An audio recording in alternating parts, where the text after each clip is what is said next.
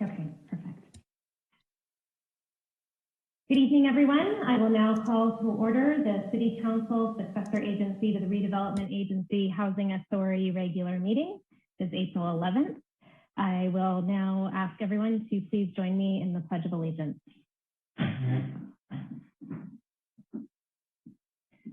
I pledge allegiance to the flag of the United States of America and to the republic for which it stands, one nation, under God, indivisible, with liberty and justice for all.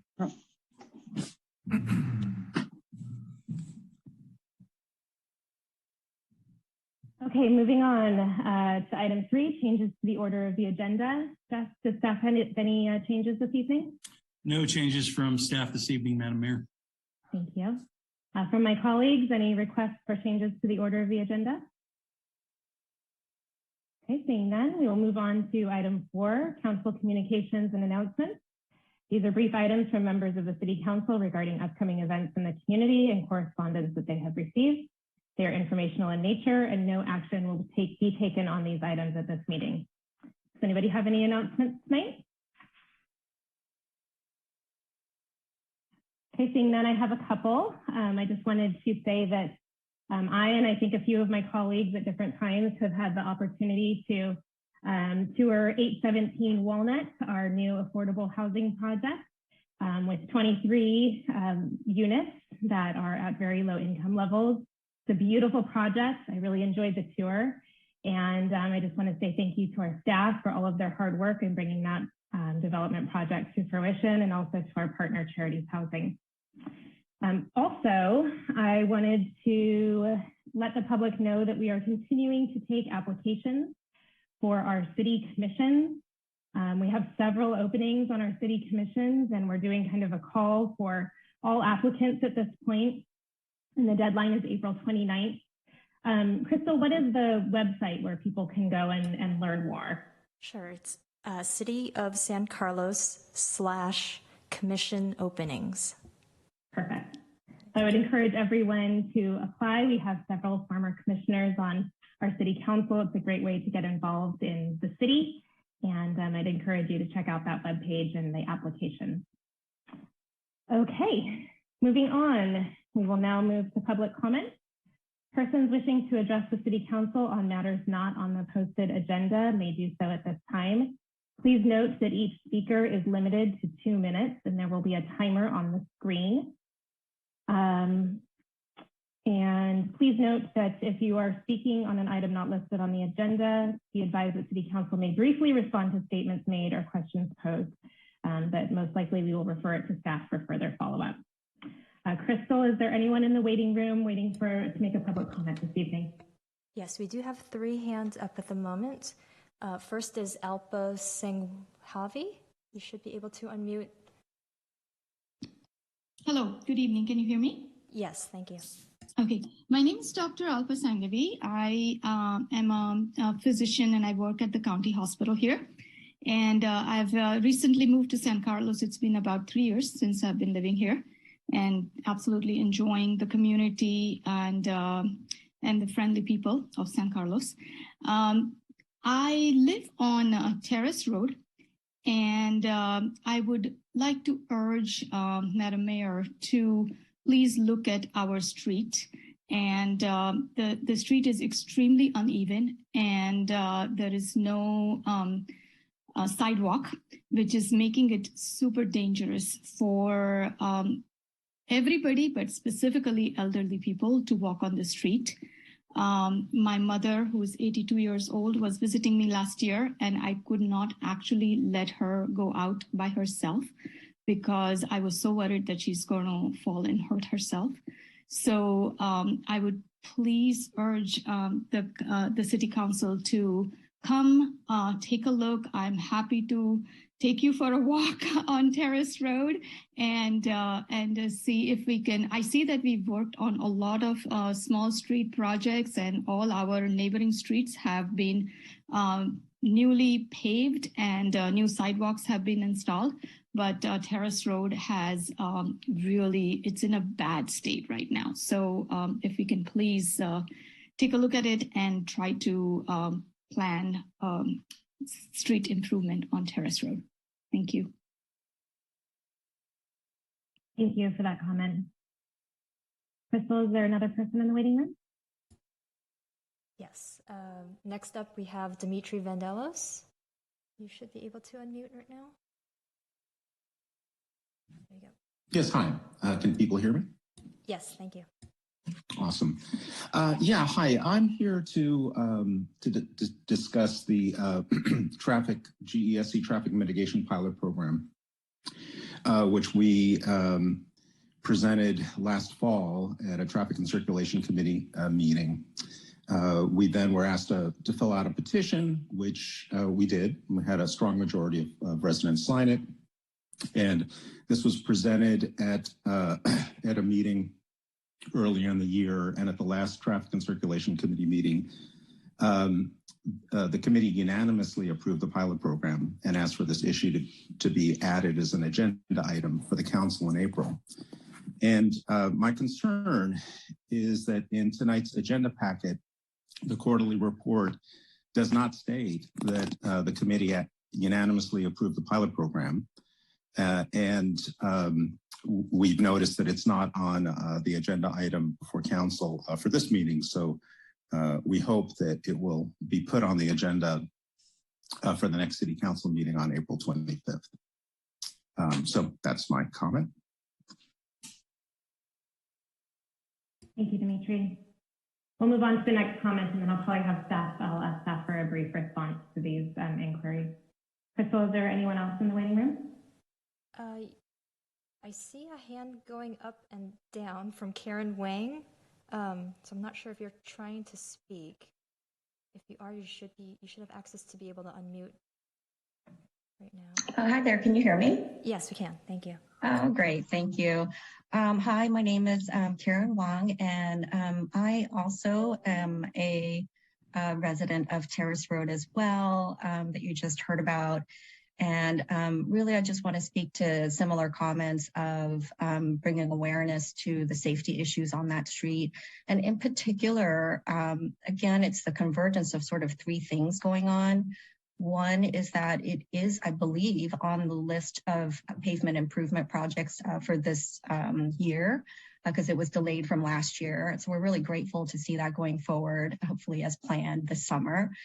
So in conjunction with that, we thought it would really be a great time to address other issues that are going on also. So Terrace Road is sort of unique. Again, it's by its name, it's a terrace. So there's a hillside on the west side of it, and there's a downward slope on the east side of it. So storm water drainage is really important to control on that particular street for property and just for keeping the bay safe. And then more importantly, again, as neighbor Alpa talked about, is really pedestrian safety. Currently, there's a stretch of the street that has no sidewalks on either side, and pedestrian safety is critical. I feel like we're one accident away, either a fatality or serious injury, and we've all had too many close calls. And as you know, we have submitted a petition with 400 neighbors, residents who signed that. So we really just are asking for your kind consideration of placing sidewalks also to be placed at the same time as the pavement improvement project. Thanks for your time. Thank you, Karen. Crystal, is there anyone else waiting to make public comments? Yes, we have one more hand up at the moment from Zinovoy Fichenholz. You should be able to unmute. Hello? Yes, hello. Yeah, okay. Thank you for taking my call. I have a simple comment, perhaps in just a request that very serious matters like tree ordinances or issues with SB9 be postponed until in-person meetings resume. Okay, these are two serious matters to be left to Zoom. As many of you already know, today we had a mishap where the link was not working properly. So that means that the number of people that could attend this meeting probably was reduced. So that's a request, for your consideration. But also thank you very much, because I also received a direct Zoom email from Zoom directly to this meeting, which is improvement at the end of the day. Okay, thank you so much. Thank you. Thank you. We have another hand up at the moment from a caller calling in with the phone number ending in 429. You should be able to unmute by pressing *9. Hi. Oh, hello? Hello. My name is Jim Lawrence. Honorable Mayor and members of the City Council. Again, my name is Jim Lawrence. I'm the chair of the Board of Directors of Fix in San Mateo County. We are a nonprofit 501c4 with a simple mission, that is to enact a civilian oversight board and Inspector General's office for the San Mateo County Sheriff. Furthermore, we strongly recommend that the Board of Supervisors use their legislative authority via AB 1185 to install this civilian oversight board for our San Mateo County Sheriff's Office. Ladies and gentlemen, we live in a democracy. Our elected leaders have checks and balances. Our President Biden, the Senate, the Congress, and the Supreme Court. Governor Newsom, the Senate, Assembly, and the California Supreme Court. Even my local police chief here in Foster City, Tracy Avalar, has the city manager and our city council. Our county sheriff does not have anyone that he reports to and has no checks and balances. He answers to no one. Yes, he's elected every 4 years, but so is our president and our governor. For your information, 220 cities and counties nationwide, as well as 25 cities and counties here in California, now have civilian oversight boards with inspector generals. Locally, San Francisco, Sonoma, Sacramento, and Santa Clara. With the enactment of this oversight board, we, the general public, will gain transparency into this vital county governmental office, for which we invest annually close to $300 million. And more importantly, to bring the community trust of those who have given this right to enforce our laws and ensure fair and impartial treatment for all San Mateo County residents. It's common sense, good government, and fiscally responsible to have transparency and accountability for all of our tax dollars. Thank you again, and on behalf of all of us at Fix in San Mateo County, we hereby request your support and endorsement of San Mateo County's Fix's efforts, that you join us and ask the legislators, ask the county board of supervisors via the legislative authority to install this civilian oversight and inspector generals. Thank you, Again, Mr. Lawrence. Thank you. Thank you very much. Crystal, is anyone else in the waiting room? There are no further hands, but I do want to give it a few seconds. I see that somebody is raising their hand, but keeps taking it down. So if we can give a few seconds. Okay, I think we're good. Thank you. Okay. I did want to ask Stephen Machida. I think he's on the line tonight. Stephen, I know that you've sent one response to the Terrace Road residents, but would you mind very short answer where we are with reviewing that request? And then secondly, if you wouldn't mind, very short answer to Dimitri's comment about the traffic mitigation project. Right. So good evening, Stephen Machida, Public Works Director. So the caller is correct. We are scheduled to go out to the paving of Terrace Road this year. And so that will be coming forward before council shortly. Unfortunately, the plan was not included into either look at the drainage or sidewalk.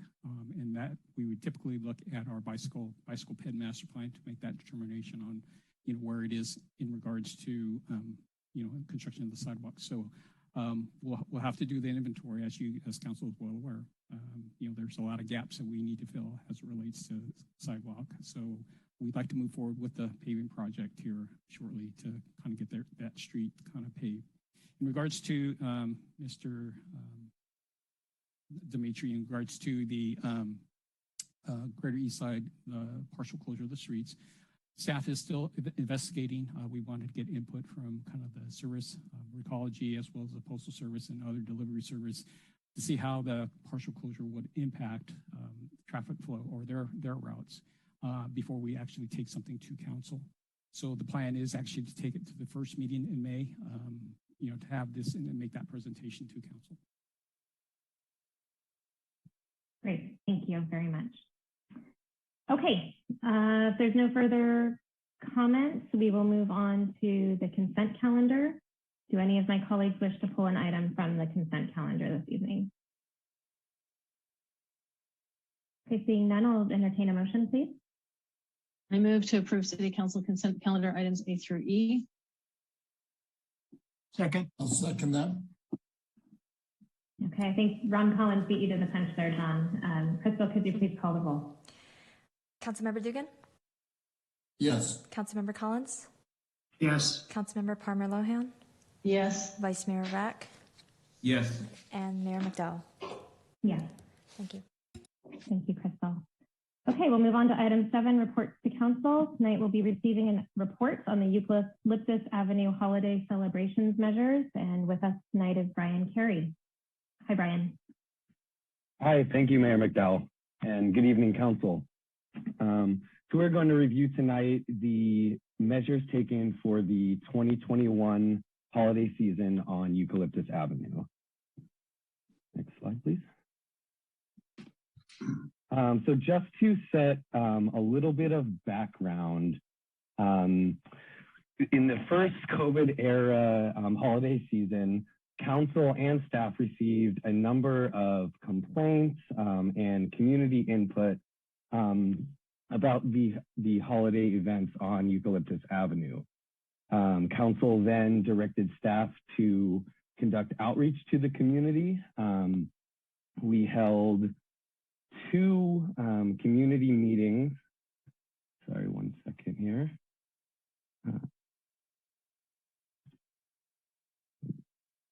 Crystal, is there a way to see the full page here? It should be the full page. It's at the bottom. Sorry, there. Right, are you asking about the full slide on notes? my? I'm sorry?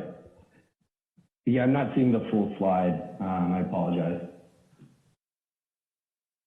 The full slide is displayed. The notes aren't, though. If that's the part you're Yeah, that's okay. Okay. Just give me 1 second here. Sorry. Okay. I'm good now. Sorry. So we held 2 community meetings, virtual community meetings on May 26, 2021 and June 8th, 2021. At the meetings, staff presented a history of this issue on Eucalyptus, including past city responses and concerns that we've heard. Community members were also broken out into discussion groups to provide their own feedback. And we had about 200 community members that participated across both meetings. We also included a survey on our Shape San Carlos forum that had about 106 responses. And of course, we also have a dedicated city webpage where you can find all of that information. So after both of these community meetings, staff put forward several recommendations for Eucalyptus Avenue moving forward. The first was to encourage an event permit to be pooled for these holiday celebrations. This allows the city to be more directly involved in the planning and managing of the event. It also enables the sheriff's office to better coordinate support.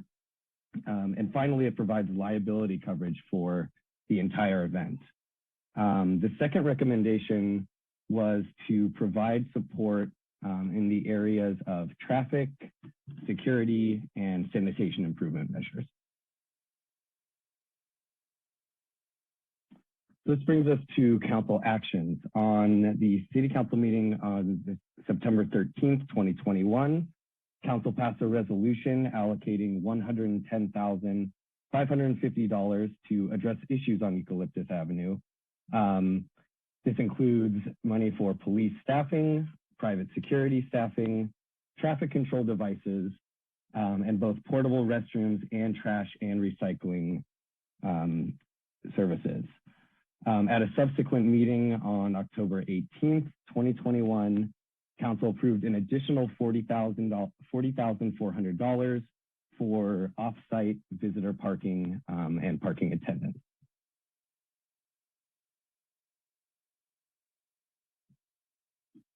So for police staffing, $32,000 was allocated for sheriff's office deputies to patrol Eucalyptus and the surrounding neighborhood. For the 2021 holiday season, sheriff's deputies patrolled for a total of 44 hours. And this also included community service officers who patrolled the Eucalyptus and the surrounding area for a total of 60 hours. During this time, for the 2021 season, the sheriff's office received 10 calls for service related to Eucalyptus. And this includes 2 citations, one for soliciting without a permit, and 1 traffic citation as well. For private security staffing, $17,000 was allocated for additional security, additional presence, and officers from Columbus Private Security provided additional patrols to Eucalyptus and the surrounding neighborhood.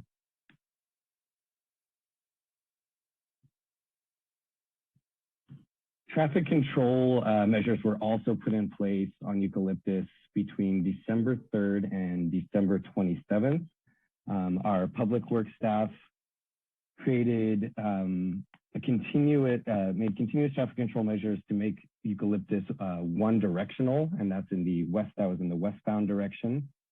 This also included signboards and barricades on each end of Eucalyptus Avenue, along with 4 electronic signboards suggesting alternative routes and warning passersby of the event.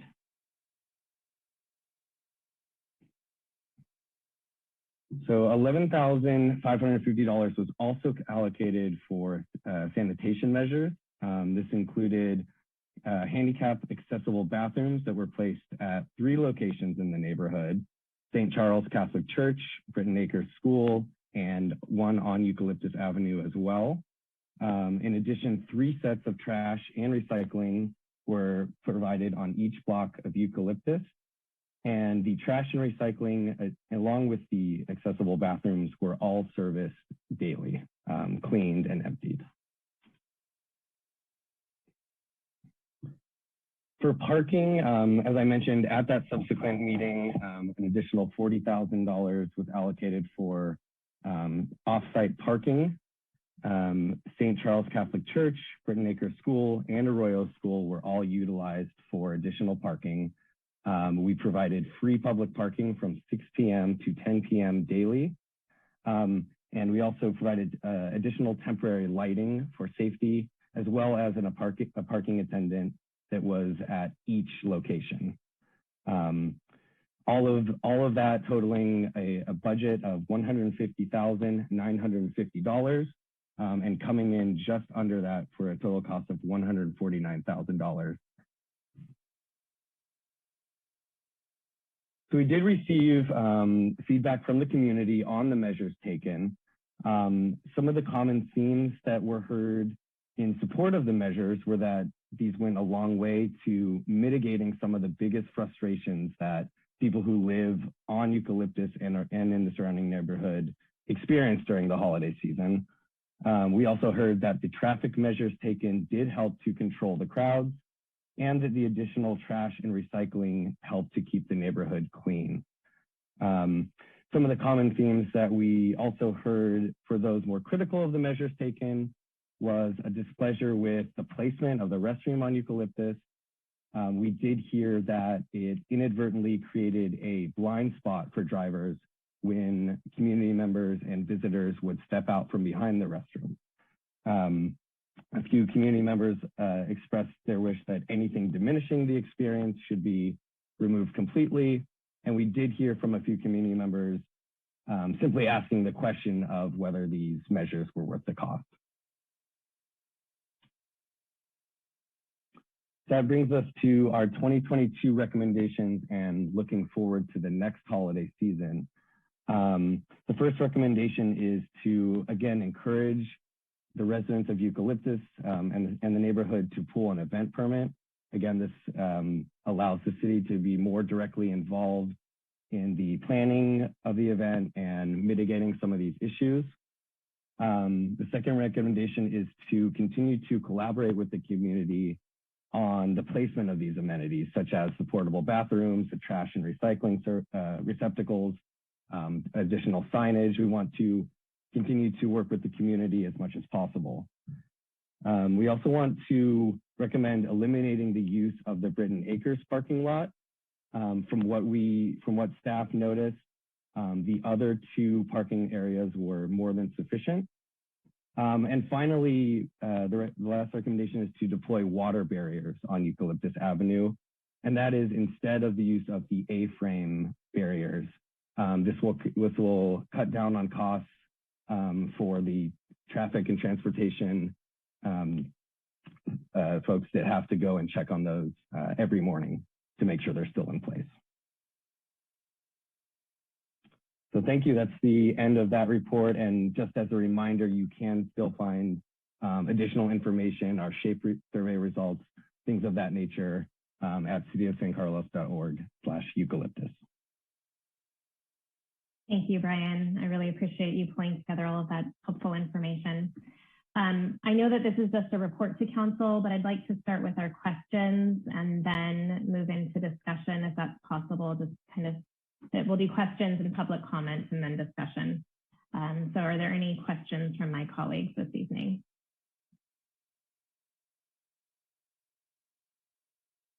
Councilmember Dugan, go ahead. Yeah, thank you, Madam Mayor. And yeah, thank you for the good overview and the recap of what we did on Eucalyptus. And I do think that outreach is an important aspect to this. And I think we, I know staff certainly feels that working through the street closure or a public permitting process could potentially achieve a better result here with more involvement from the community. So my question is, what is our approach to reach to the organizers of this event on Eucalyptus, and are we going to do anything different next year to try to engage them more directly or earlier in the process to hopefully get to where we're collaborating more actively with this neighborhood? I can take that one, Brian.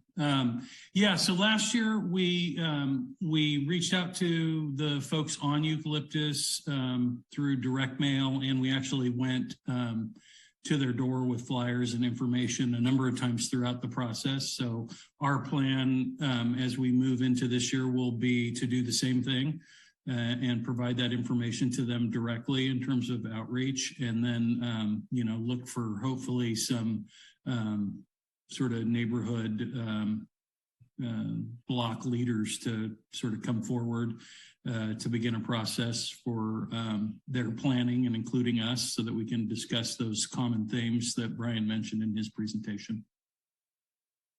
Okay, thank you, Jeff. Yeah, those efforts are supported. My second question is, I saw in the recommendation to just end one of the parking lots, but I note if I read the report correctly, we only had 28 total cars parked in the month of December in any of the lots. So I'm curious why we would recommend keeping any of that parking. It seems as if it wasn't used and was quite expensive. Why would we want to keep any of that parking if it was so underutilized? So Brian, if I could take that question. So Stephen Machida.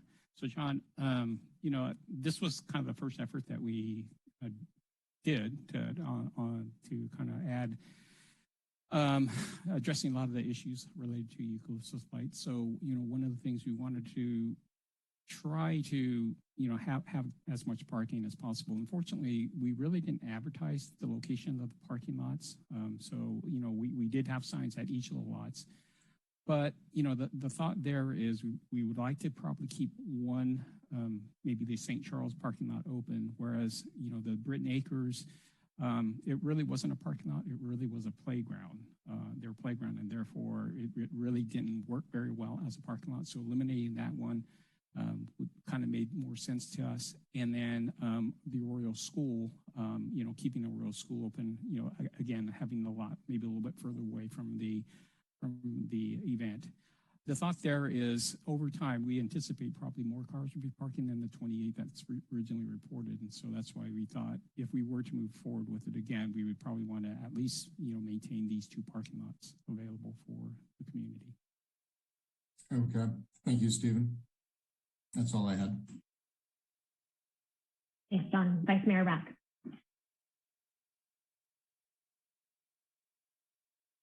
Thank you, Madam Mayor. Brian, thanks for the presentation and all the work on this. And had 2 questions. Can you just clarify for me when you say just what are the A-frames for? I'm not sure I understand versus the barriers and what sort of the placement is around that. Can you just get into that a little more deeply? For Stephen, whoever can. You want to take that, Brian, or you want me?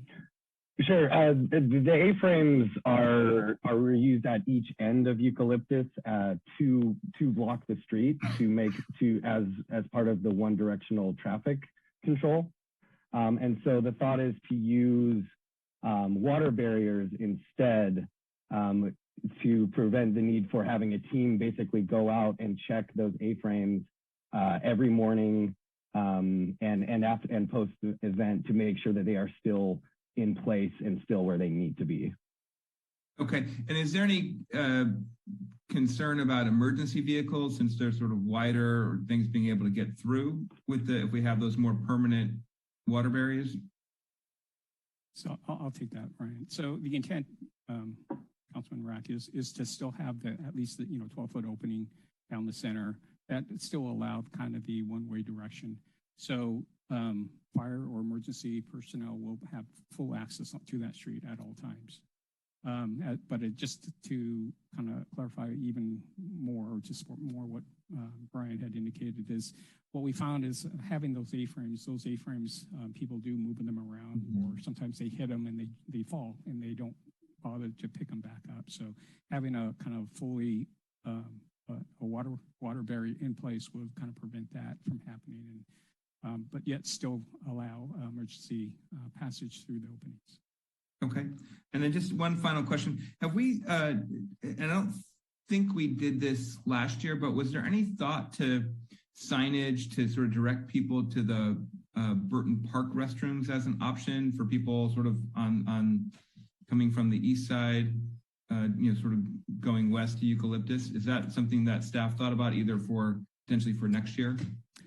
So at the Royal School, the parking lot, we actually had signs there kind of directing the individuals to use that parking lot that the Burton Park restrooms were available for use during that time period. Got it. Okay, thank you. That's all the questions I had. Thanks, Adam. Councilmember Collins. Thank you, Madam Mayor. I'd actually lowered my hand. I think my question was answered, and that was just are the water walls, water barriers going to be moved? And it just sounds like from the discussion that they're going to remain in place throughout the duration of the holidays. So that was really all I had. Okay, thanks, Ron. I don't see any other hands raised. I have 3 questions of my own. My first one is, this is regarding the permit process, because I've heard that there's still a little confusion. Brian, could you walk us through just if the residents do pull a permit, what is the liability like on the residents' shoulders? And I think you mentioned the insurance, but could you just walk us through that a little bit more? What happens with the insurance when a permit is pulled? Yeah, so we have offered in the past for starters waive some of the fees that are associated with pulling this permit, as sort of trying to remove some of the barriers to a community member, somebody from the neighborhood, actually pulling this permit. And this would be done through Parks and Recreation as a special event permit. I'm not sure if I can speak directly to the liability concerns. Let's see. I can add a little bit to that, sure. Brian. Haven't been involved in it before. And in addition to the fee for the permit being waived, the council also had authorized waiver of the cost for the event insurance policy that we offer through third-party insurer. So that provides, coverage for the event and the permittees in the case that something were to happen there. Greg can weigh in on this as well. I don't believe pulling the event permit creates any additional liability for the residents there. I think what creates their liability are, the actions that they're taking. I guess if you were a claimant, you would be potentially making the case that it was an attractive nuisance and then there was some defect or whatever that was involved in your accident that's resulting in the claim. So the insurance is really designed to protect them, not to add to their liability. And in this case, it would be no cost as well. That's correct. And I think to add to that is that the idea of providing the insurance and making it available that way is so that it's not only individual homeowners policies who happen to be at the event, but there's an insurance policy that's like a first layer of coverage for any types of potential claims that might arise out of the event. So the way the insurance works is there's the first insurance policy in this instance would be the insurance for the event. If that wasn't enough or didn't cover it, then other homeowners policies might cover it depending on the circumstances, or it could be the city's liability that somehow involved some action or dangerous condition of the city. That's kind of how it generally works. Okay, thank you. My second question, the traffic management, the people that were out there guiding traffic, I'm curious if those were community service officers or private security, or how that worked, how that was scheduled. Were they both providing traffic management? That wasn't clear to me in the staff report. I'm not sure that the chief is here tonight, but I can speak to that a bit. I know the private security helped out in situations where they observed, but their primary function was not to do traffic enforcement. That was handled by Sheriff's Department personnel. Thank you. And then my last question, and Brian, you did touch on this on your presentation, but I just wanted to clarify. A truck went out and cleaned out the restrooms every day, or we were just brought a fresh restroom and it was taken away on Sundays and then cleaned? No, that's correct. The bathrooms, all three bathrooms were cleaned and serviced every day for that month in December. Okay, great. Thanks, Brian. Sure. Okay, any other questions from council? Okay, seeing none, Crystal, could we open up the public comment, please? This is public comment specifically on the Eucalyptus Avenue holiday celebrations. At this point, you may call in or raise your hand via Zoom. Crystal, is anyone waiting to make a public comment tonight? Yes, we do have one hand up from Debbie Baldacci. You should be able to unmute. Hi, council members. My question is related to the use or misuse of funds.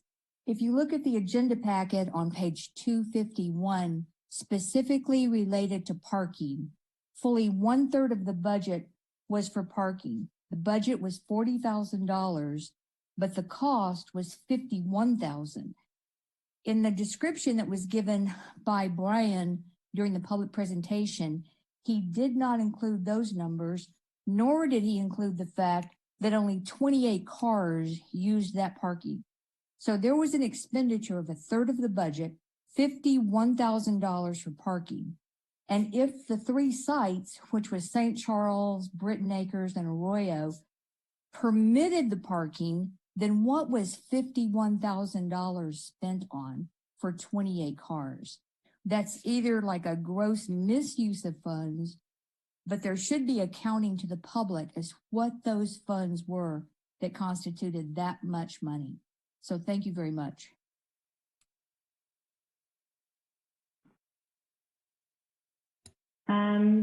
Jeff, would you like to briefly touch on the answer to that question? Yeah, absolutely. And I do believe that all that information was covered both in the presentation and in the staff report.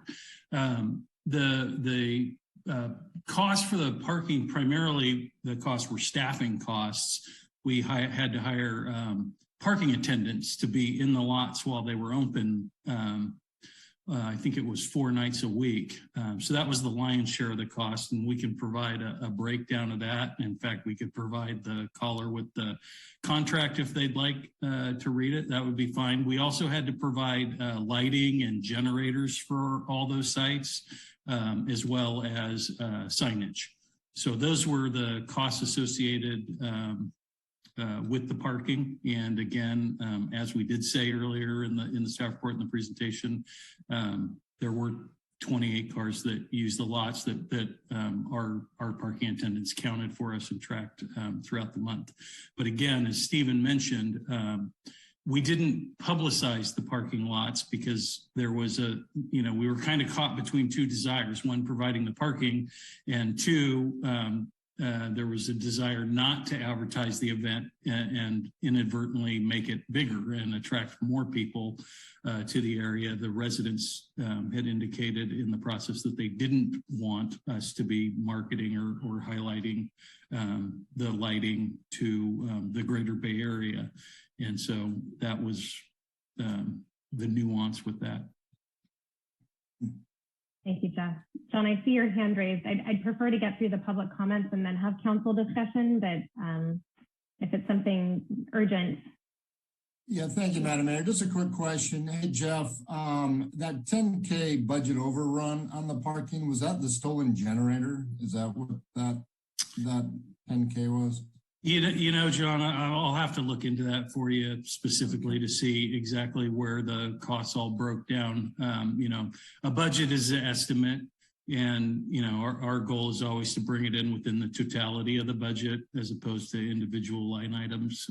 Some things tend to cost a little bit more and a little bit less when you're in the public sector and you're subject to getting quotes and bids and all that for the work. So.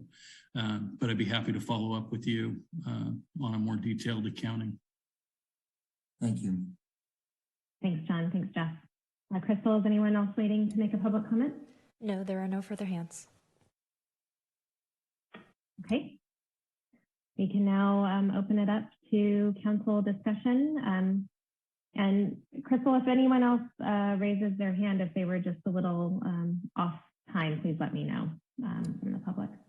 I see Council Member Palmer Lohan's hand raised.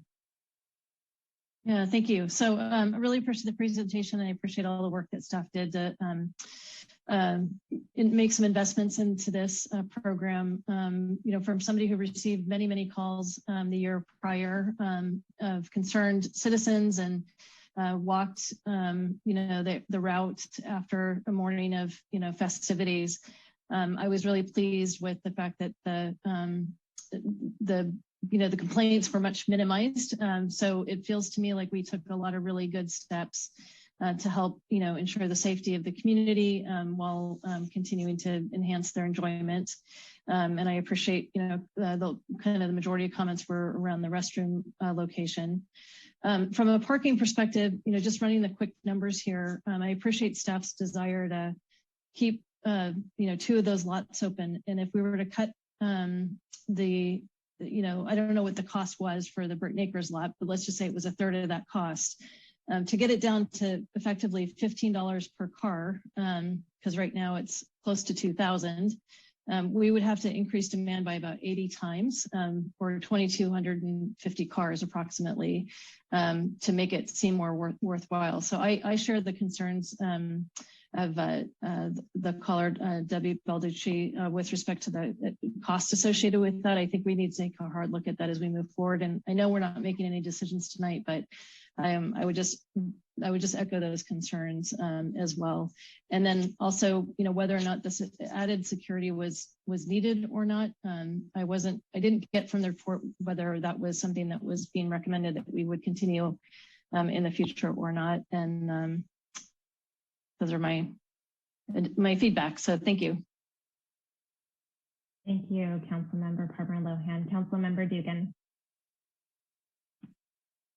Thank you, Madam Mayor. And I too appreciate staff's effort in this. This has been, on that list of fairly thankless tasks to try to make an event run better, where the event organizers aren't necessarily working very directly with the city. And I certainly encourage the neighbors of Eucalyptus to work through that permitting process. It is a positive process, one that brings additional insurance coverage, I understand, and one that will also allow for a much deeper collaboration. And so I certainly encourage Eucalyptus to step up and meet the city in the effort to make this event run better for everyone. And staff, I would, suggest we hold that as a goal to, even,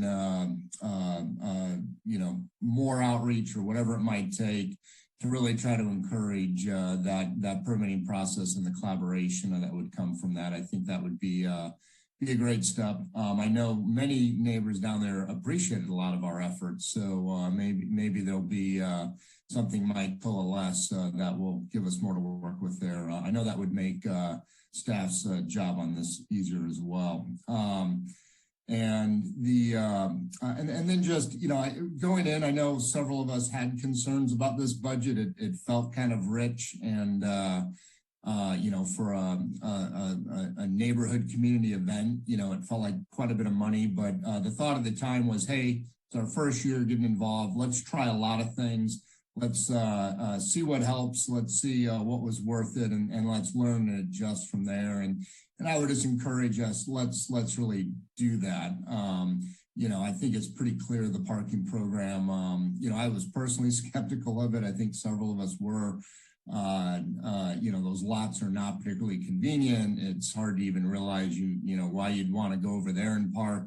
I drove by the lots a couple times. I didn't really even see attendance out there, so I'm not exactly, it just, I would personally recommend we just kind of do away with the parking program. I don't think that was effective, and it clearly wasn't used by the community.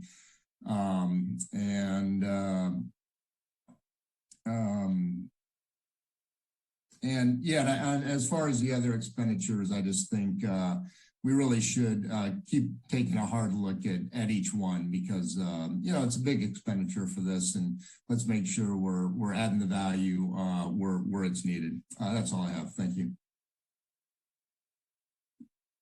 Thanks, John. Vice Mayor Rack, and then we'll go to Councilmember Collins. Thank you, Madam Mayor. I just had a couple of comments. One, I agree that we need to continue to work with the residents to try to get a permitting process in place. I think that's going to be the most effective way to get things done. I'd be in favor of I know we didn't touch on the security piece, but I mean, when I was up there, I found them sitting on the fire hydrant, just not doing anything. So I don't know if that was sort of the norm or that was sort of out of the norm, but doesn't seem like, given that we had all the community policing officers, that was, to me, seems like a wasted expense for that. Though I will say I did hear some good comments about some of the security guards, so it might just have been that I sort of had the rare occasion that they weren't doing things. But and then I just want to touch on the parking. John, I'm just going to disagree with you on this, because I think there was we started where there was a recommendation that not to do any parking, and then we asked the school district in St. Charles, and they agreed to do it for no cost other than having parking attendants. And then I mean, I supported what was discussed to do no advertising, but I thought that was sort of not really giving that a full chance, like we gave everything else a full chance. So I feel like we kind of went into it half-hearted and not really looking at the potential real benefit of it.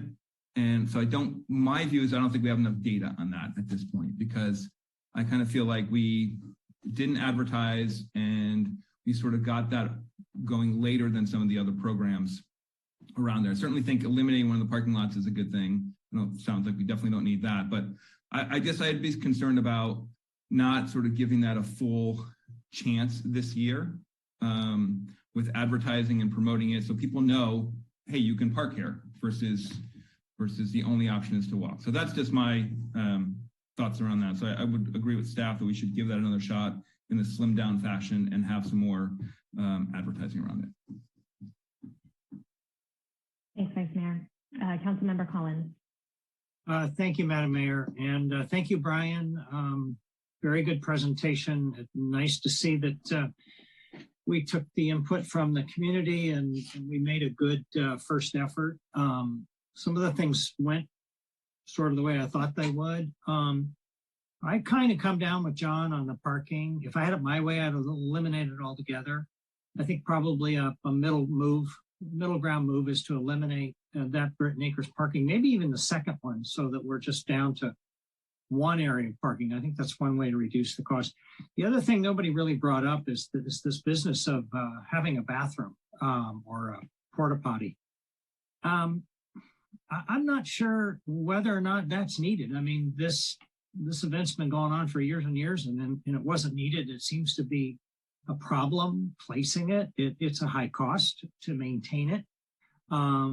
There was not any positive community feedback that I could see, and if there was, it was minimal. So if I had it my way, I would eliminate the portable restrooms as well. But at the very minimum, reduce the parking by 1, even 2.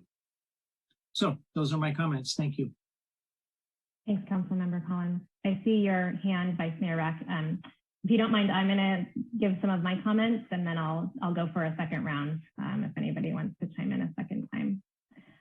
So I too want to thank staff for all of the work that went into this effort.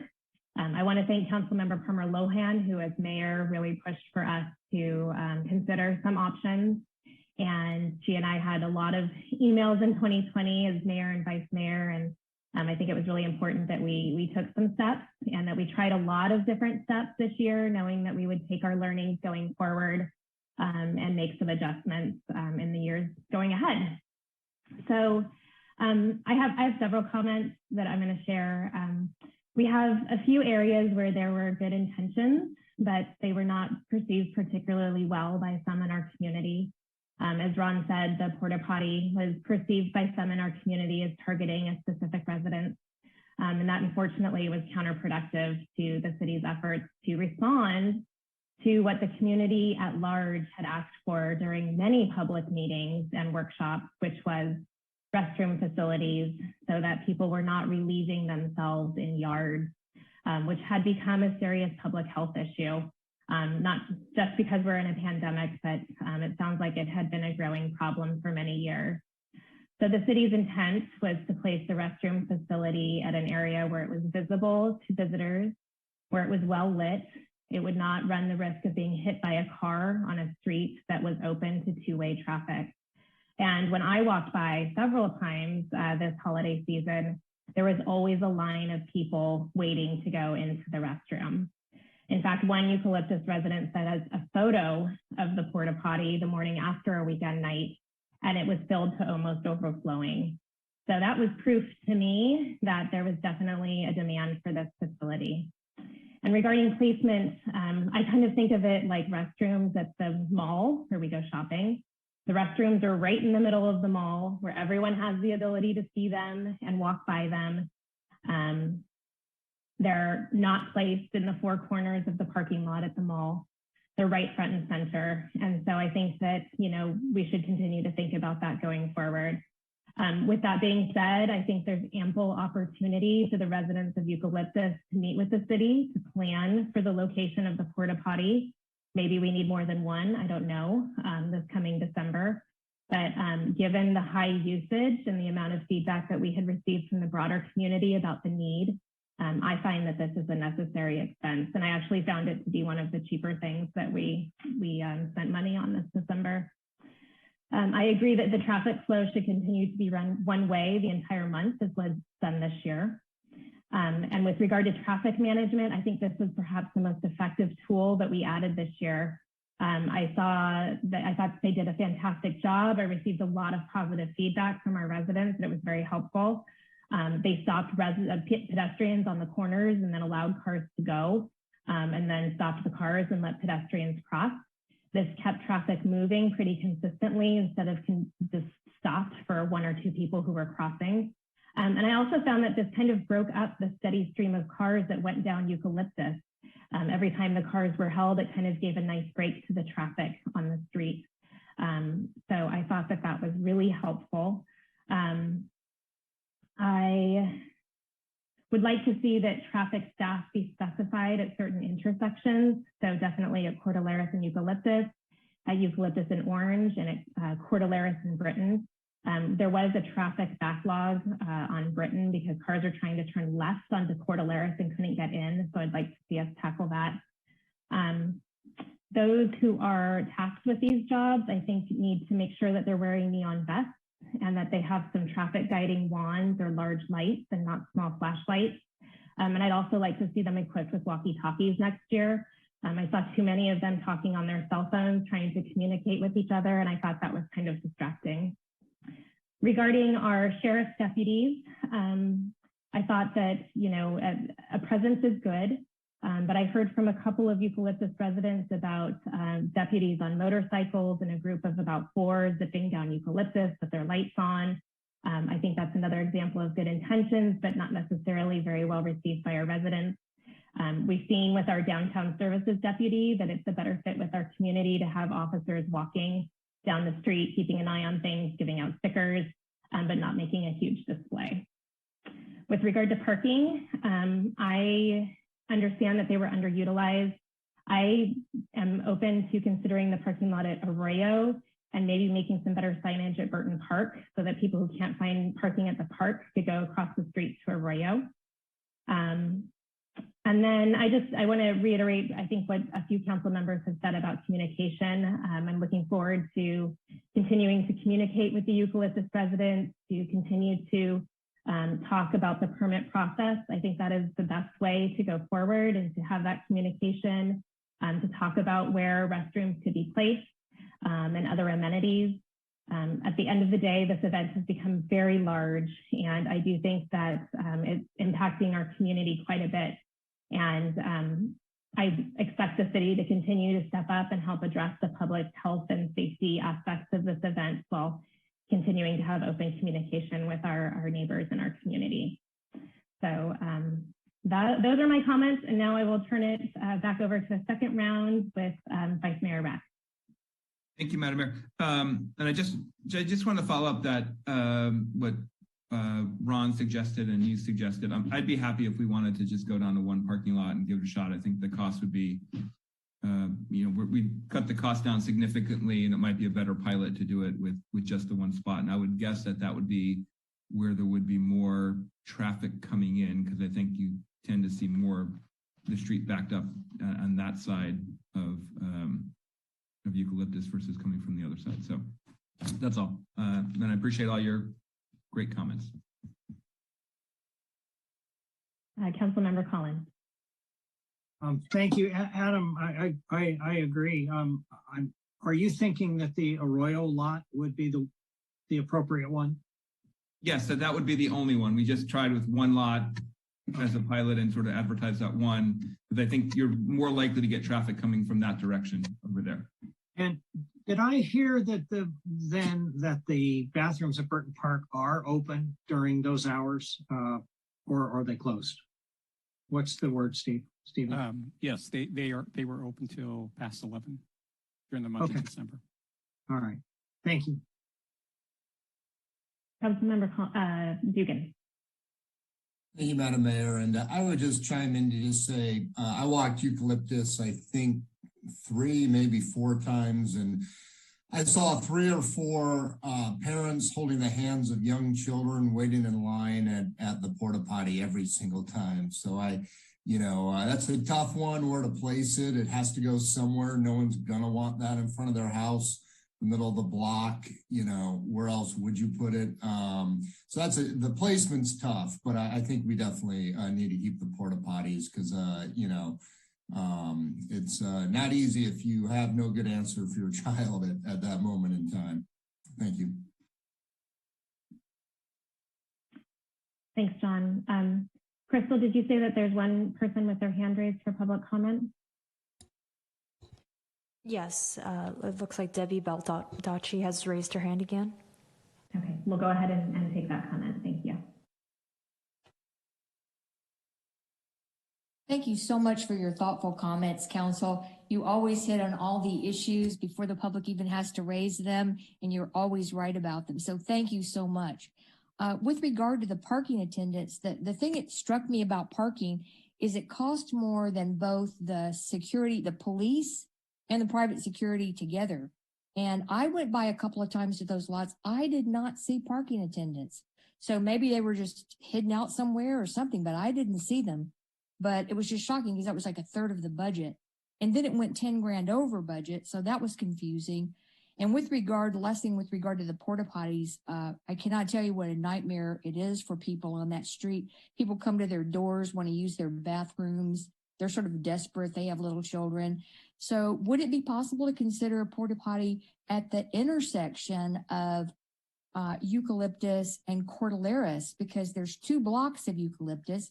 So if the porta potties were right there on the sidewalks, maybe one on each side, everybody would see it as they drove down the street and it wouldn't block anyone's Christmas lights. So if that's possible to consider, and I know staff probably already has, there's probably some reason why that can't happen, but I'd also like to thank staff too, because I know they put a lot of time in that. So thank you for the opportunity to comment. Thanks, Debbie. Placing the porta potties either on Cordilleras or on the sidewalks came up quite a bit in the community. And I'm wondering, Stephen, would you be able to talk to that a little bit? Because I think that's a pressing question among many. So, obviously, placing any type of porta potty, in a residential neighborhood is always a challenge. I think, as was pointed out, nobody really wants to have a porta potty in front of their house. We have looked at several locations. One of the concerns certainly that we had with placing anything on Cordilleras is, again, would it be in front of somebody's house? In addition, would it be seen by the public as as a passerby, or was it too dark? So there's some instances that we were thinking that we would actually have to have temporary lighting, if in fact we did place it on Cordilleras. So, at the time we didn't have the budget, so that's why it wasn't really considered to be placing it right on Cordilleras. That's something that we could probably look and work with the residents of Euclid to see in the future. Okay, and we can't place a porta potty on the sidewalk because that violates ADA law, correct? Yeah, I think just in general you want to have access on. That's specifically one of the reasons why the residents would like to to view the decorations from the sidewalk and not necessarily from the street. So actually, and putting it on the sidewalk would actually prohibit just the pedestrians who want to view it, as well as kind of be in conflict with ADA requirements. Okay. Great, thank you very much, Stephen. Any other discussion points or comments from the council this evening? Jeff, what is the next step? What can we expect going forward? Will a budget request be coming forward, or what can we expect next? I believe we'll be preparing, a list of fine-tuned recommendations based on council's feedback tonight, and bringing that back to you. And then we'll start to do some additional outreach with the neighborhood. And if we hear anything, new or different in those discussions that we think could bear fruit, we would certainly come back to the city council and discuss new information with you, and hopefully be able to work with the folks on Eucalyptus and throughout the community to plan all this and have another great holiday season, because we really felt like there was quite a bit of improvement from the year before, where we had quite a number of negative comments from folks from all over the city, which we hadn't really seen before with regards to the holiday lighting on Eucalyptus. Okay, great. All right, then we will move on to item 8, which is a public hearing. It's consideration of introducing an ordinance amending San Carlos Municipal Code Chapter 18.18, landscaping, replacing sections 18.18.070, trees, and 18.41, terms and definitions. And we have several staff members on tap tonight, but I think Rucha Dande is here to lead us off. Before I begin, can you hear me? Yes. All right, thank you. Good evening, Madam Mayor, members of City Council, members of the public. I'm Rucha Dande, Associate Planner with the Community Development Department. The next item before you tonight are proposed amendments pertaining to the zoning ordinance regarding protected trees. Before I begin the presentation, I would like to introduce our project team: Andrea Mardisic, Principal Planner, and Julia Hoffman, Contract Assistant Planner, and the city retained arborist, Ellen Shea, who is also with us tonight. Next slide, please. So pursuant to the Government Code section, the Planning Commission shall hold a public hearing to consider changes to the zoning ordinance and render its decision to the City Council. And as such, a meeting was held on March 21st, 2022, and the Planning Commission recommends that the City Council introduce an ordinance to fully replace a San Carlos Municipal Code section 18.18.070 trees and amendments to 18.41 terms and definitions. In today's presentation, I will be going through the background and history for the topic, a summary of the amendments, questions by the council, followed by public comments, discussion, and the action for tonight. To give you a little bit of background, on May 10th of last year, the City Council held a study session on protected trees, which included mainly reviewing penalty fees and replanting policies from neighboring jurisdictions.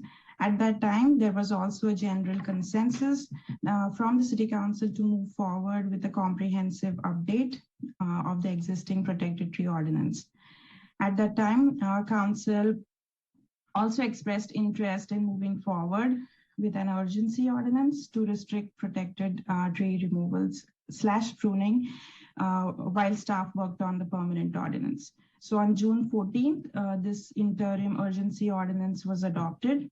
And on July 12th of last year, this ordinance was also extended for 10 months and 15 days. During this time, staff worked on the permanent ordinance, conducted a Planning Commission study session in September, followed by a joint Planning Commission and RDRC meeting early this year, followed by a recommendation meeting by the Planning Commission in March 2021. At tonight's meeting, the City Council will consider taking an action on the proposed amendments to the protected tree ordinance. The intent of the proposed amendments are basically to introduce a comprehensive protected tree ordinance, which is San Carlos Municipal Code section 18.18.070, and to ensure through this ordinance that a significant and thriving population of large healthy trees in San Carlos, which is for public enjoyment and environmental sustainability, while at the same time balancing property rights. Please note the proposed amendments are indicated from packet page 96 through 109.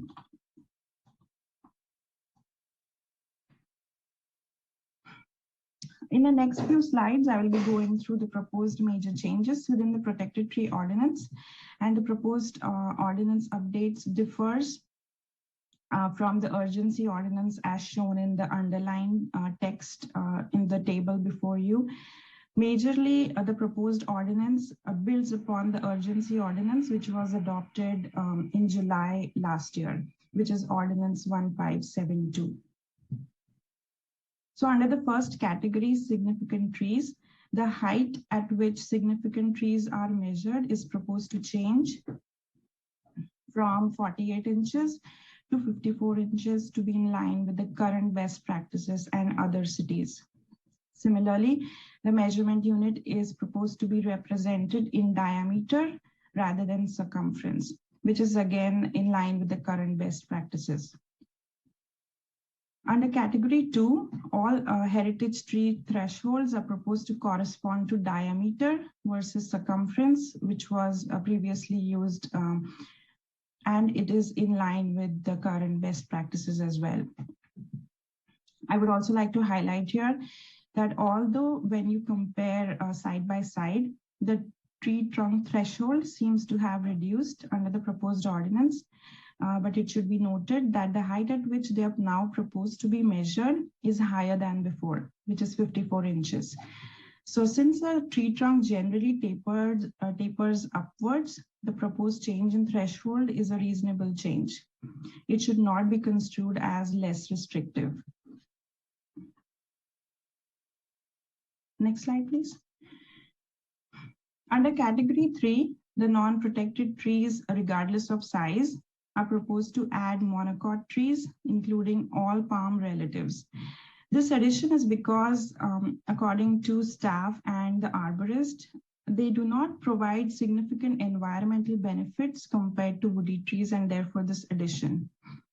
Under category 4, the minimum replanting size is fixed to 24-inch box or based on a sliding scale for the administrative guidelines, or unless otherwise specified by the city arborist. Under category 5, the heritage trees are proposed to be replaced from the heritage tree list, and all other significant trees that are removed are proposed to be planted from the preferred tree list, with the exception of redwood trees. The ordinance also specifies that the replanting shall happen within 4 months of the approval unless associated with a development application. Under category 6, that's tree replanting fees, the proposed ordinance introduces a tree replanting fees in situations where on-site replanting is not possible. The ordinance requires this infeasibility of on-site replanting to be at the discretion of the city arborist. Next slide, please. In addition to the proposed changes as summarized, the proposed ordinance also includes the following text amendments. Staff has worked with the city retained arborist to strengthen the language within the proposed ordinance to provide clarity and ensure effective implementation. The amendments include updates to the language for tree removal criteria, adding definitions such as community of trees, pruning, trimming, construction activity, drip line, and tree protection zone. And also, in addition to that, the text amendments also include application submittal requirements and clarifying language on replacement tree requirements. In addition to the proposed text amendments, as I mentioned in the previous slide, staff has prepared 2 supplemental documents for administrative and internal processing procedures. These are the San Carlos Protected Tree Administrative Guidelines, which we will refer as administrative guidelines throughout this presentation, and a preferred tree list. These are included as attachment 4 of the agenda packet. The administrative guidelines include, among many other topics, size and replacement tree requirements, methods of measuring height of tree trunk, measuring width of the tree trunk, tree appraisal methods that are preferred to be utilized, permit application requirements, requirements of tree protection plans, and so on.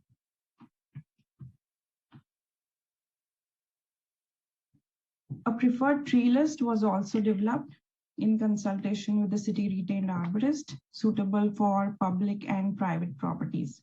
This list is proposed to be used citywide. The new preferred tree list is proposed to replace the list of approved street trees, which was commonly used by Public Works and Community Development Department, and the methodology adopted by the city arborist to develop this new preferred tree list, which is to be utilized citywide, is included as an attachment 6 for reference. It is important to note here that these two documents, that is the administrative guidelines and the preferred tree lists, are not included in the ordinance for adoption by the city council, but these would remain a separate document so that they could be updated easily at the discretion of the director in consultation with the city arborist if required.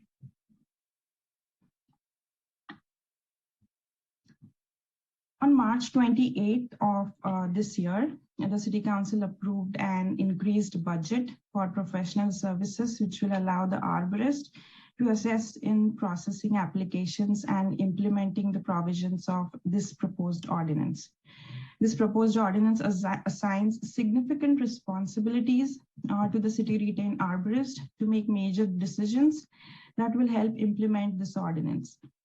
These include preparing and reviewing arborist reports, reviewing the tree protection plans, formulating conditions of approval, conducting site visits, as also monitoring replacement trees and noticing.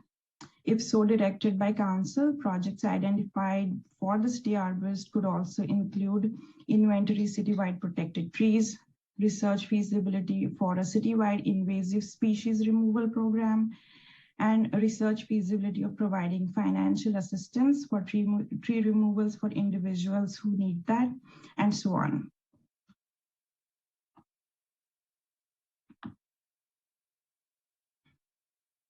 In response to several public comments received at the Planning Commission meeting, the Planning Commission unanimously agreed to ask the City Council to consider lowering the protected tree removal pruning application fees to as low as possible, and consider implementing a program to provide financial assistance, including a hardship waiver to qualified individuals for protected tree removals or pruning. Staff also received few public comments suggesting to reduce application fees for dead tree removals. Staff believes utilizing the increased budget for the city arborist services as approved on the March 28th meeting for identified tasks will help in reducing staff time spent on tree removal application reviews. As a result, it is anticipated it could lower arborist deposits to applicants. All public comments received are included as attachment 7 of the packet.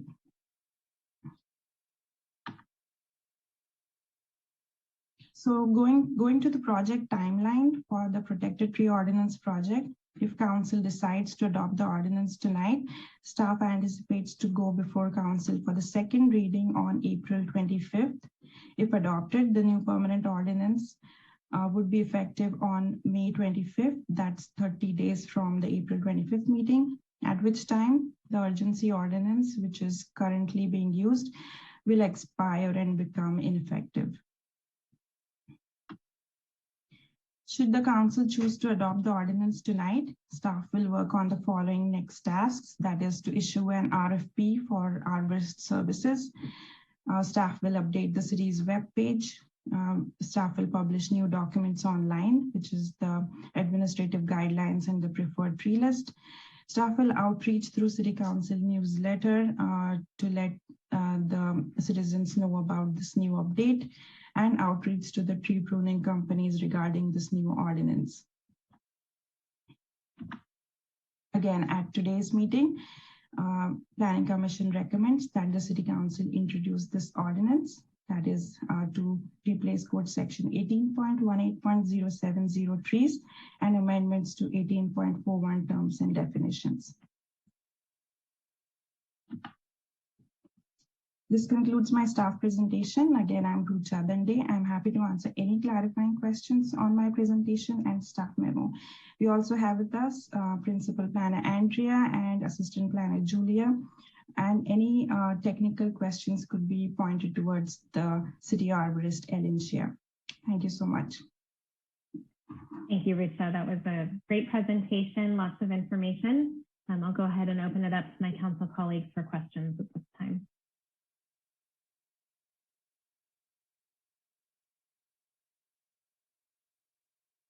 Vice Mayor Rath. Thank you, Madam Mayor.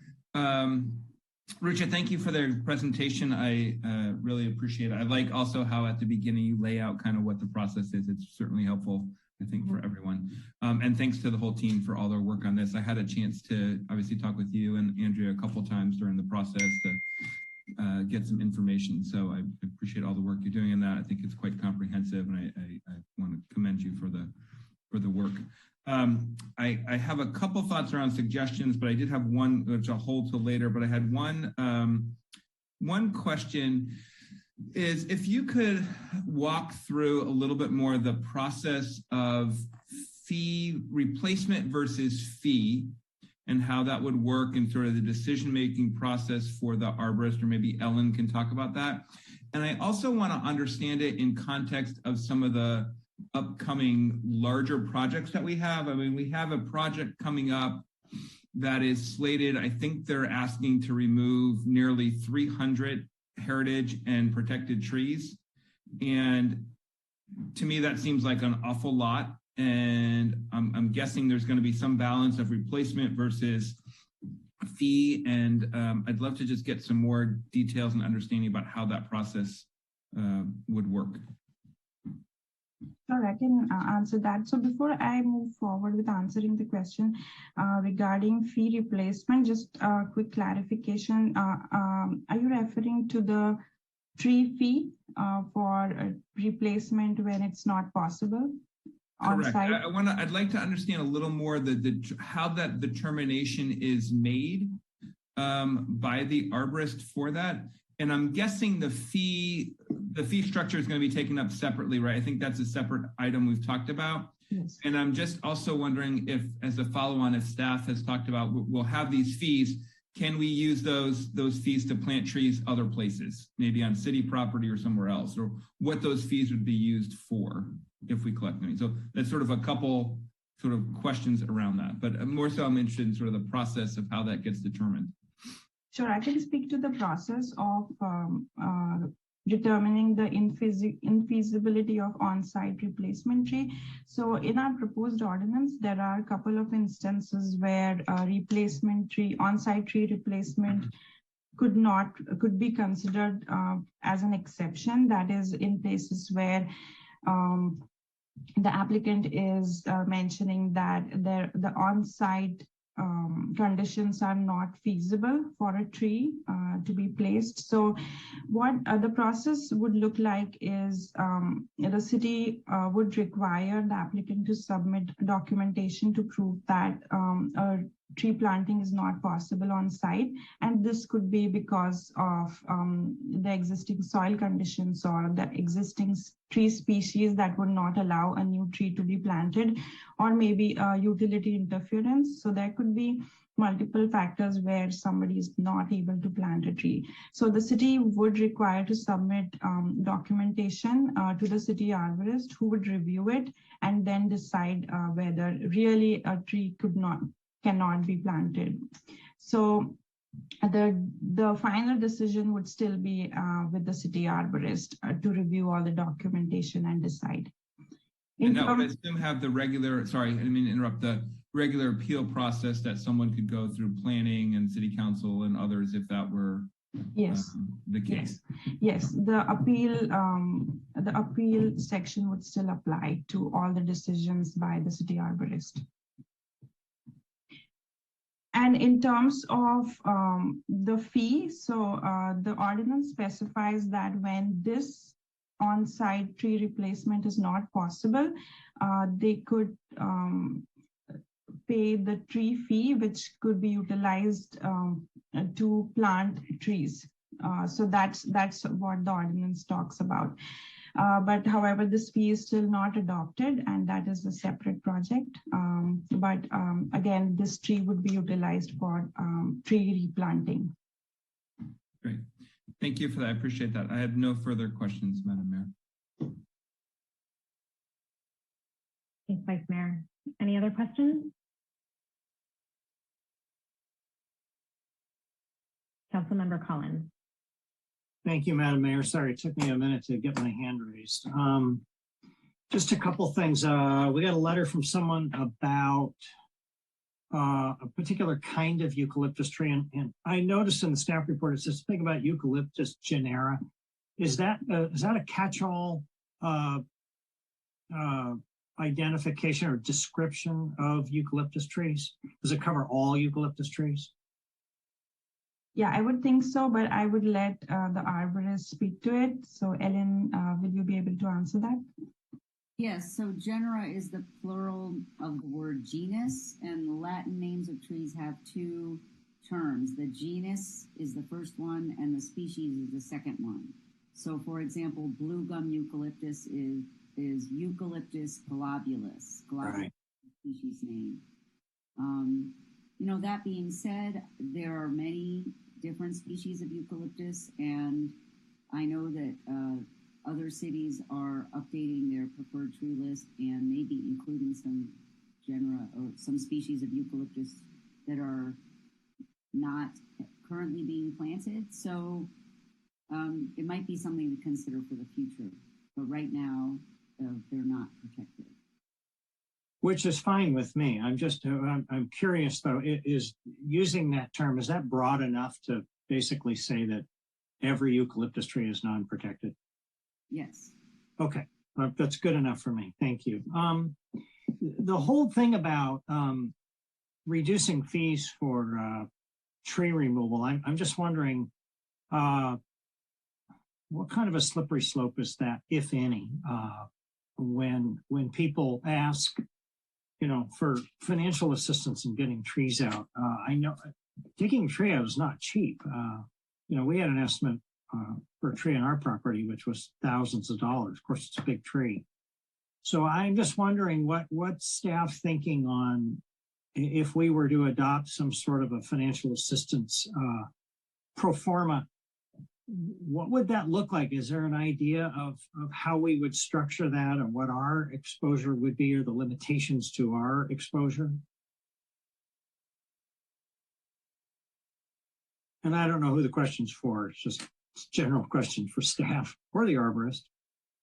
I'll go ahead and take that one to start. Thank you, Councilmember Collins. I think there's sort of a couple of different thoughts with that. One is if we're talking about a specific program for financial assistance, that's not something we've done too much research into, but rather thought that could be something that if the council is interested in that, the consulting arborist could work on and do research and come back with some ideas, as well as, of course, you know, any legal concerns with that. But something that we have looked into that we can talk about as well are the actual fees for the tree removals or pruning, separate from a financial assistance program. And that could be a council policy call in terms of the percentage of cost recovery the council would like. Perhaps, you know, a dead tree doesn't have the same level of cost recovery as a tree being removed for development purposes, but that could all be addressed through the user fee adoption, and as well as, you know, considering what council would like the policy to be for that. So I think there's sort of two separate avenues for that. Right, because I can see a situation where someone has a 65-foot pine tree that has just died, which is it's a risk for all kinds of reasons, not only fire, but, you know, just failure and falling over and damaging buildings or hurting or killing people and that sort of thing. So it might be worth looking at something, because if somebody wants to take out a 60-foot dead pine tree, it may be dead, but it's still expensive to take out. So to me, it would be worthwhile to maybe explore what that would look like. I don't know how anybody else feels about it, but that's something that might make some sense, at least from a liability standpoint, and just from you know, the right thing to do approach. Thank you, Madam Mayor. Thanks, Ron. Councilmember Dugan. Yeah, thank you, Madam Mayor, and thank you for the overview on all this, Rucha. Complicated ordinance, but presented nicely. Appreciate it. Simple question. We received an interesting public comment from, I suppose, a contractor who indicated over, the last 30 years, he's moved dozens of trees. So where it's tree worthy of protection, as opposed to the answer just being, no, you can't build your house in that direction. The tree could be moved either on that property or perhaps to another suitable location to save the tree. Just curious, how was that considered as part of this policy, and could that be proposed by a property owner and dealt with through this ordinance? Because that seems reasonable enough. If and I know not every tree would be eligible for this, but if you could just move a tree to a different part of the lot, that seems like something we ought to be able to allow. Would this ordinance allow for the consideration of such? So this ordinance does not specifically talk about like allowing moving of trees, but it does give a lot of responsibility and decision-making power to the arborist. So if the arborist sees it fit and feasible, then they might allow it to do. But just while doing some research and talking to the city retained arborist, this process seems to be infeasible in most of the situations because of the limitations attached to it. Like it requires a lot of space to maneuver the machinery required to replant the tree or move the tree as such. As also, the arborist also mentioned that it also requires a lot of water to keep it alive, the tree, and I'm just simplifying the technical language, but also Ellen can talk more about the limitations associated with moving off trees. But this is the summary that, moving off tree is not considered a feasible option. So Ellen, if you want to add a little bit to that. Yes, I mean, it's good to hear that contractors are moving trees. There are actually companies that specialize in moving trees that are run by arborists. And I wonder about the survival rate of contractor moved trees versus arborist moved trees. Tree moving companies have very specific aftercare instructions. And if you deviate from them even one iota, their warranty is void. And I don't know if there's any kind of process in place that the city could do to make sure that the tree survived transplant for a certain period of time after it was moved. I don't specialize in tree moving. I understand it only in theory, but it does involve quite a large wide excavation to preserve the roots, and then a second large wide excavation to place the tree. And as well as it requires heavy equipment to travel from the one place to the other. And either vertical or horizontal clearance has to be possible for that tree moving equipment. It requires water to establish it, and the whole process is just like another kind of construction activity. So it can be very destructive to nearby protected trees, maybe trees that can't be moved because they're next door or something. It can be destructive to structures. It's definitely worth investigating in certain circumstances.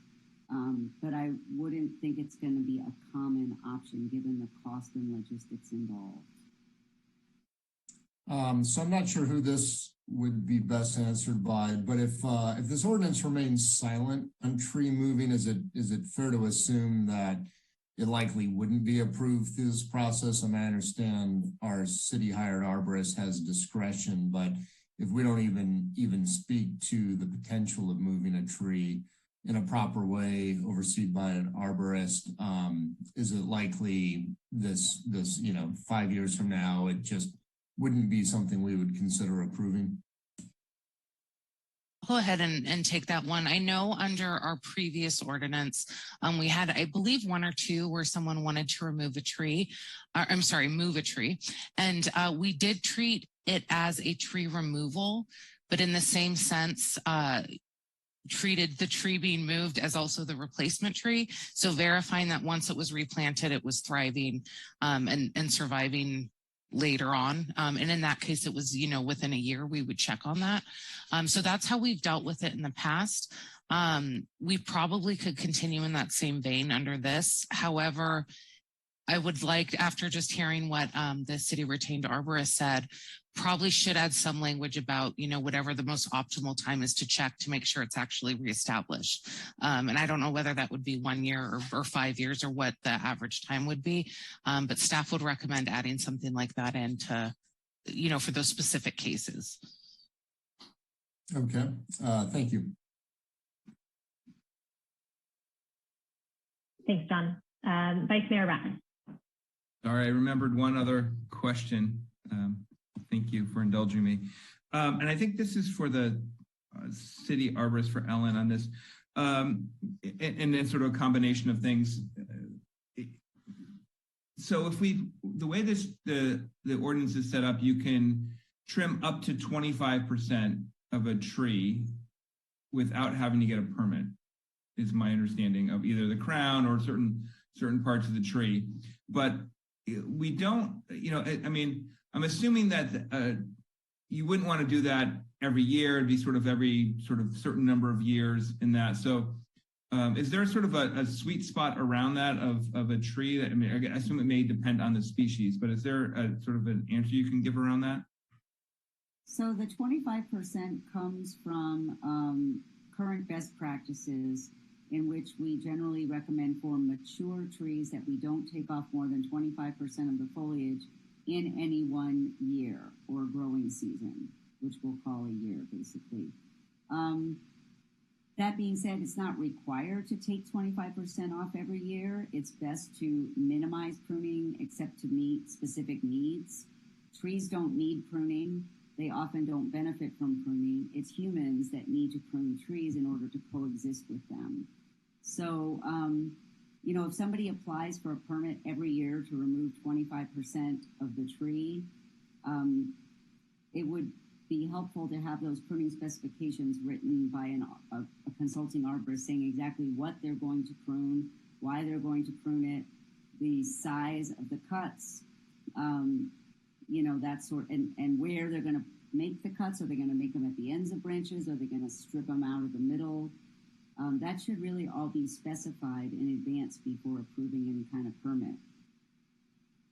Okay, that's helpful. And I guess I just want to make sure we're not sort of having a loophole in here that would allow someone to essentially, over prune, kill a tree because they can work around the structure we have in place. That's sort of my concern. And do we feel like we have this done correctly to avoid that as best as possible? It's true that an elderly tree probably would not like to be pruned even 10% a year. But that would be living foliage. Obviously, dead branches could be pruned. Sure. Okay, but do you feel comfortable, Ellen, with the way this is structured, that we're sort of, looking at least in the pruning and trimming of maintaining the health of the tree, that this is written in a way that is sort of as ideal as possible to protect those trees from sort of unnecessary pruning, trimming, impacting the health of those trees? It's in line with other municipal regulations. It's in line with current standards. There's no way to go around and check and see if someone is taking off, 22% of the foliage every year and slowly whittling away at that tree. So I think we can write everything we like, but if we aren't able to really go and check, I think this is a reasonable threshold for requiring a permit. But okay. It's certainly not, and someone wants to kill their tree, they're going to do it. Okay, thank you. I would have also like to add to that. So in our administrative guidelines, the packet page number 309, the administrative guidelines specifies that only one application per tree or a pruning application shall be reviewed in the preceding 12-month period. So we do specify that in a year, only one application can be submitted for a given tree. So, so that timeline is specified within the guidelines. Got it. Thank you. Okay, I don't see any other hands raised. I have a few questions of my own. I received a public comment about our requirement for a 24-inch box tree as the replanting tree size. And a couple people wrote into me to say that a 24-inch box tree is really difficult for a homeowner to buy and transport and plant themselves. And another person said that that size of box trees have a higher failure rate, that 15-inch trees are proven to establish faster and thus outperform 24-inch transplants in the long run. And they suggested that we stick to the smaller size tree, but then do a site visit after 3 years to guarantee that the tree is surviving and thriving. So I'm wondering, Ellen, if you could give some feedback on that. So that's absolutely true that 15, they're called number 15 containers. Those containers and smaller do require less water to establish. They often suffer less from transplant shock. They are easier to move around and thus less expensive. I will say that it may depend on the location. If it's a public location like a sidewalk, smaller trees are more subject to vandalism. And sometimes putting in a larger tree makes a difference. You know, a skinny little tree can get snapped off really easy and has to be frequently replaced or retrained if some sprouts come out. So it would be nice to have some leeway for the city arborist to make recommendations regarding specimen size rather than sort of rigidly only asking for one size. I would also like to add to that, Ellen.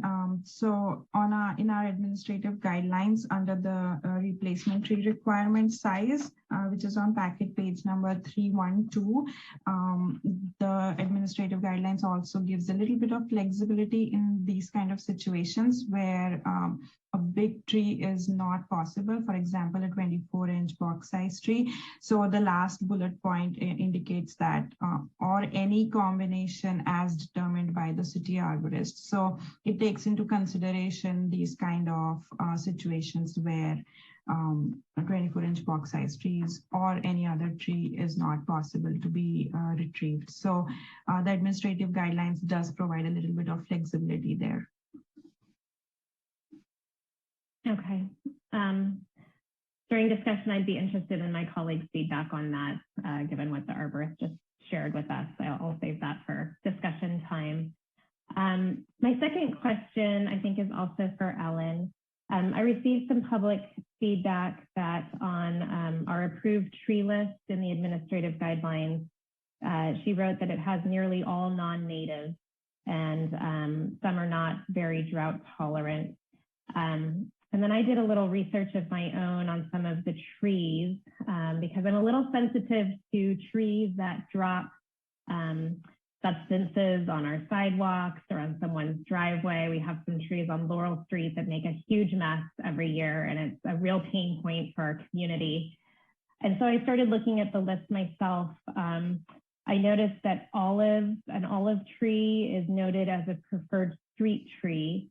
And I'm wondering if that's perhaps a non-fruiting olive tree, because if olives are dropping, that's very messy.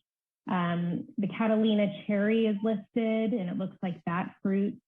The sumac is listed as a preferred residential tree, but I looked that one up, and there's some warnings not to plant that near a driveway because it can be very messy. The female trees drop flowers and seeds. So I'm just kind of wondering what research was done on the preferred tree list of, trees that are not messy and create slipping hazards. And then also regarding the list, I'm curious why we're including experimental trees on our list that don't really have a proven track record. So looking for your guidance on that. Absolutely. So I did write a document about my methodology to accompany this list. I consider it a living list in progress, in process.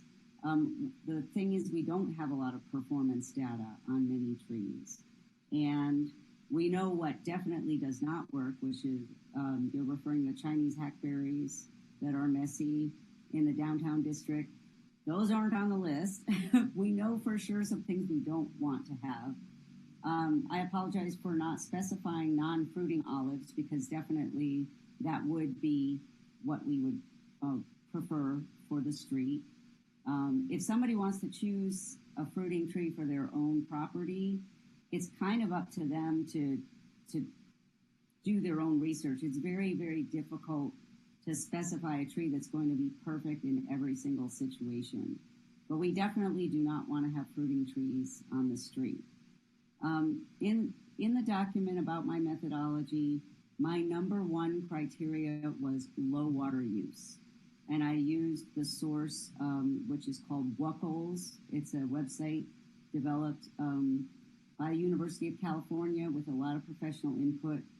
WUCLES stands for Water Use Classification of Landscape Species, and it's used in enforcing the MWILO ordinance for landscapes. So my primary criteria in choosing this interim preferred tree list, and I stress that I believe this is an interim list, we need more research. There is research going on right now. The city of San Mateo is completely revamping their street tree list. They've hired a very good consultant, and I am very eager to see what comes out of that. I think it should be due any time. This is an interim list. We do need to include some experimental species. We don't have a lot of performance data. This tree list was quite small. My primary criteria, again, was trees that were rated low or very low water use on the WUCLES website. That doesn't mean that they're perfect for every situation. I tried to separate those out that were good for street trees versus those that were better in a residential setting. But at the end of the day, what tree is planted where does require thought and professional consultation. Okay. Thanks for your perspective. I appreciate that. John, do you have one more quick question? Because I'd like to move along to public comment. Yes, Madam Mayor, just a quick follow-up.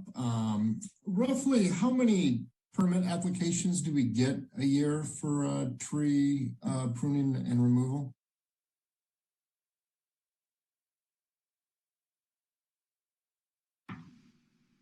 I would say around 20.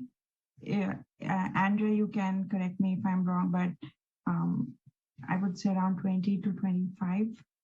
Sorry, yeah, I'll jump in. Councilmember Dugan, are you speaking of all tree removal permits? Correct. Yes. Well, it's actually closer to, it's over 100 per year, I would say. This last calendar year was a little bit less just because we had the urgency ordinance. And we found that our previous ordinance, one of the most common reasons for removal was due to economic considerations. And as the council will remember, that was taken out as a reason for removal in the urgency ordinance. So we did have fewer tree removals this last year, but it's consistently been over 100 each year. Okay, and does that include pruning permits as well, or is that a separate whole category? That would include pruning permits. However, I will say that most of our permits we see are for removal. So I'd say, just anecdotally, probably 85 to 90% of our total permits are removal versus pruning. Okay, thank you. That's all I had. Thanks, John. Those were good questions. Okay, we'll move along to public comments now. Now we will take public comments specifically on this item, protected trees ordinance. You can raise your hand via Zoom or call in. Crystal, is anyone waiting to make a public comment? Yes, we do have 4 hands up at the moment. First up is Zinovi Fischenholt. You should be able to unmute. Hello again. Thank you for the presentation. I may have missed it, but I don't think the section of the decision-making criteria was covered during the presentation. And it's not clear from the newly proposed ordinance whether or not it's more restrictive to new development or less restrictive. So my suggestion is that make a language very simple. Okay, no healthy heritage tree removal is permitted under any circumstances unless the existing tree started to endanger human life or existing human dwelling. Developers have to assess the sites targeted for future development with regards to existing healthy heritage trees and plan accordingly. They cannot just assume that the city will allow removal of the trees, just like these 300 trees that plan to be removed in the upcoming development. And in case of healthy heritage trees removed or damaged by design or accident during construction, the penalty shall be planting a new tree, a fine of $5,000 plus construction permit withdrawal for a period of 10 years. That will discourage people from frivolous removal of heritage trees. Okay, we are very concerned about the environment, climate change, and then we're going to start removing healthy trees, especially in San Carlos, the trees that support our hillsides. This is not a good idea, and I hope the council will take that into consideration. Thank you very much. Thank you. Thank you. Next up is Liz Reniker, followed by Debbie Badashi. Liz, if you can go ahead and unmute. There you go. Thank you. My name is Liz, and I'm here with my wonderful neighbor, Anastasia. In January, Anastasia asked for my help in obtaining a tree removal permit, and I was happy to help her investigate and complete the application process. Unfortunately, we ran into a few problems along the way. Anastasia has a very large liquid ambar tree that the city of San Carlos planted between the sidewalk and the street several decades ago. She has 2 reasons for needing to remove the tree. First, it's a safety issue. For many months of the year, the tree drops round seed pods, and several of her friends and family have slipped on them or sprained ankles. She's afraid to leave her home much of the time because a fall would be extremely dangerous for her. Second, the cost of maintenance for this tree is high. Anastasia has been on a fixed income for some time now, and this tree is expensive to maintain. She'd be happy to replace the tree with the safer tree, we totally support the carbon benefits that our large trees provide to the community. But obtaining the tree removal permit has been very difficult. The first issue is the cost is really high, and the application doesn't guarantee you'll be granted a permit. So we initially paid $713 to simply submit an application for the tree removal permit. But when we realized it could be denied, we ended up withdrawing the application. The second issue is that the criteria available on the permit are unclear if they would apply for Anastasia's case. Anastasia should be able to remove the tree as the homeowner given her needs, but it would help to have more clarity. As a related suggestion, maybe San Carlos could consider a maintenance program for the trees planted in those city spaces between the sidewalk and the street. Also, I'd like to share that Anastasia is sitting here with me, and I'd like to request that she have her own 2 minutes to speak if that's possible. Thank you so much for the opportunity. That's fine with me if you'd like to put Anastasia on next. Go ahead. Okay. Hello, this is a follow-up of the meeting of the March 21st. I'm a resident of San Carlos for 42 years. The tree was here when we bought the house. The tree now, although I love it, it's a danger to me. I'm 84 years old, and the seed pods, they are all over my steps, on the sidewalk.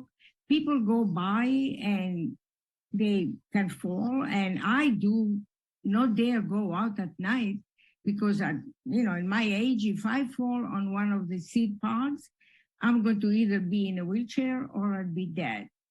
I understand and I love nature, but sometimes the consideration of to protect a tree should not be the most important thing. It's to protect the human beings and the residents of San Carlos.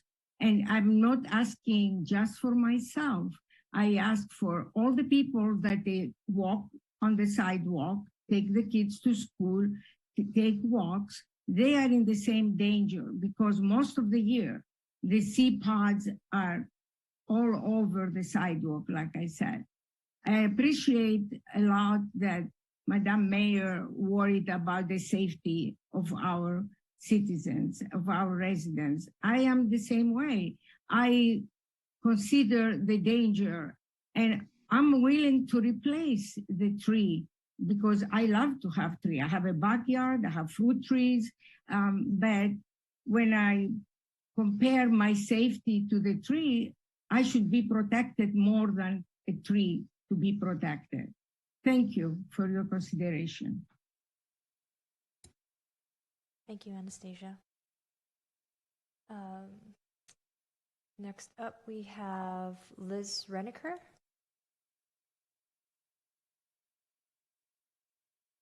I think Liz just went. That was Liz, okay. Anastasia. Her hand was up, okay. So next up then we have Debbie Baldacci, followed by Tom Felady. Debbie, you should be able to unmute right now. Thank you very much. And I agree with Mayor McDowell's comments about the list of the approved trees. Many of them are non-native, and I understand the selection based on their drought tolerance. But another factor that I would wish people would consider is the flammability of the tree. With all the wildlife fires, there are certain trees that are more flammable.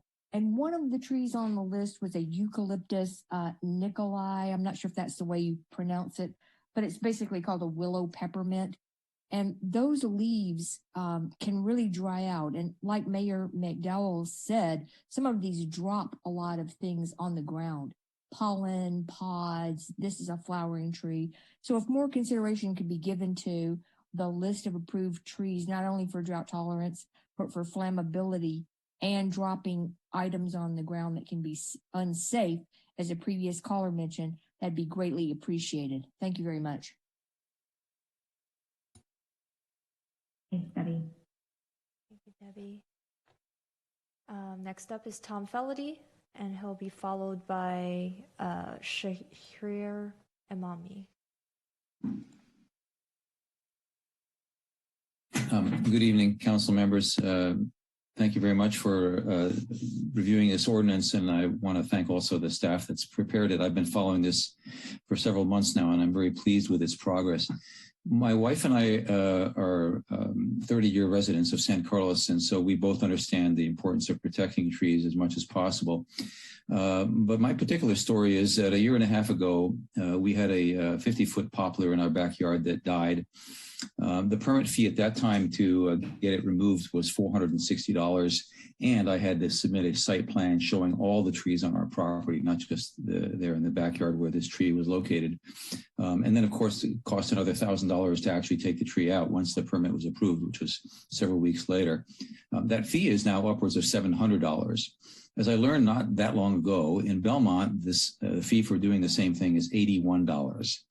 And so I'm really hoping that what the staff has proposed here with regard to cutting the cost of such fees, especially for the removal of dead trees, which can be hazards both for falling over as well as for catching on fire, is going to be reduced substantially once the arborist is employed by the city, as they plan to do. I think that reducing permit fees to reasonable levels is more likely to result in public compliance. And I think that's the important thing, is get the public to comply willingly instead of, the carrot versus the stick. But that's also affected by better outreach to property owners and to the tree services, which I see is now on the list for what the staff proposes to do. So again, I thank them for doing that. I wonder if perhaps realtors could be asked to provide some sort of a trifold handout on San Carlos's new tree ordinance to new home buyers so that they can get started on the right foot as they move in and begin their own landscaping plans. Again, the more the public knows about the ordinance and the need for it, I think the more likely they're going to be to comply. thanks again for all your work on this. Thank you. And the last hand up at the moment is Shahrir Amami. If you can go ahead and unmute. Can you hear me? Yes, thank you. Yeah, good evening. Thank you for your presentation. My name is Shahrir Amami, and my question is about really impact of this on the large developments. I live on Glasgow. I'm a 27-year resident of San Carlos. I live very close, adjacent to the 808 Alameda property, which, as you know, the developer is proposing to build a very large development. I believe the last count is 87 units. And again, according to the last report that I saw, they're proposing to cut down 161 protected trees. These are heritage and significant trees. Basically 70% of all the protected trees in that lot. My question is that how would this new proposal impact their ability to get approval for cutting down such large number of heritage trees in one place? And, you know, which is quite significant when compared to, you know, one or two trees that maybe individual owners cut down. Thank you very much for giving me the opportunity to ask my question. Thank you. Any further callers, Crystal? Thank you. And there are no further hands. Thank you. This might be a question for Jeff or Al or Andrea. The Vice Mayor also touched upon the development at 808 Alameda, the heritage trees, and since the public comments just touched on this, could you give a little insight into that development, please, and how heritage trees will be treated? Yeah, I'll just kick it off in general, and then we can turn it over to the planners, and we should probably hear from our city attorney as well, because the tree ordinance in regards to new development and development certainly this ordinance will create additional review and categories for compliance. But there also seems to be kind of an underlying current that somehow the tree ordinance is going to prevent housing from being built on a developable site. And that simply shouldn't be, people shouldn't think that that's going to be the case. Development is going to continue to go forward. Property owners have rights. The city's land use policies dictate density and the number of units and the type of buildings that can go on different lots. And that's the overriding consideration. If a community were to pass laws that significantly impact or remove a property owner's ability to develop their properties in compliance with the general plan and state laws and the city's municipal code, it would be considered likely an inverse condemnation claim where the legislative authority of the city has taken economic value away from a private property, in which case it would be similar to a case called the Fish and Bowl case. The city of Pacifica went through some probably 15 years ago that resulted in, I think, like a $20 to $30 million judgment against the city in that particular inverse claim. So they can be very, very expensive. And we've already gone through one public process to look to buying the claim. So I'll let the planner speak to the specifics as it would relate to this project, or we'll just consider it a hypothetical project at the moment. And then we can hear a little bit more from our city attorney.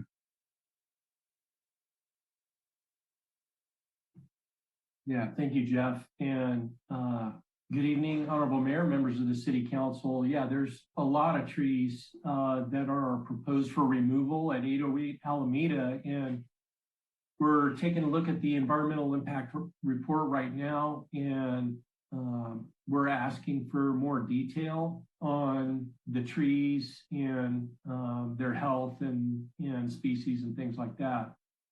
But I would have to agree with Jeff's assessment that, state law may prevent cities from saying, hey, there's large swaths of trees that you cannot remove if it gets in the way of the creation of housing.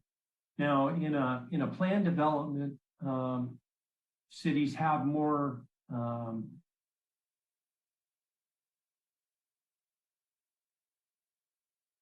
discretion. This project currently, where you have as much discretion in terms of negotiation with a developer, if it conforms to the general the zoning and other city zoning ordinances and things like that, then the city has a bit less discretion. It only goes to the planning commission. So we will have our arborists take a closer look at what's being proposed, and it would likely be a combination of the removal of some trees, the replacement of some trees, and I believe the ordinance also allows for the payment of fees in lieu of the removal of trees. So it'll probably be a combination of different things for 808 Alameda. Thanks, Al. Would Greg Rubens like to chime in at this point? Yeah, thank you, Madam Mayor and staff. Just before I start, I'm just going to remind everyone that I do have a conflict on the 808 Alameda project. So my comments are not related to that particular project, but just focused on what the tree ordinance that's before you says. And I don't see any provisions that relate to the size of a project or the nature of it. And I agree with Al that there is some state laws that when it's a housing development, there's some restriction on the ability of the city to deny a housing project in the Housing Accountability Act. There are protections for construction in this ordinance that apply generally across the entire city. So if someone is proposing to build a property and it's determined that the tree does not have to be removed, well, there's protective mitigation measures that will apply. And then the other layer that Al was also touching on is CEQA.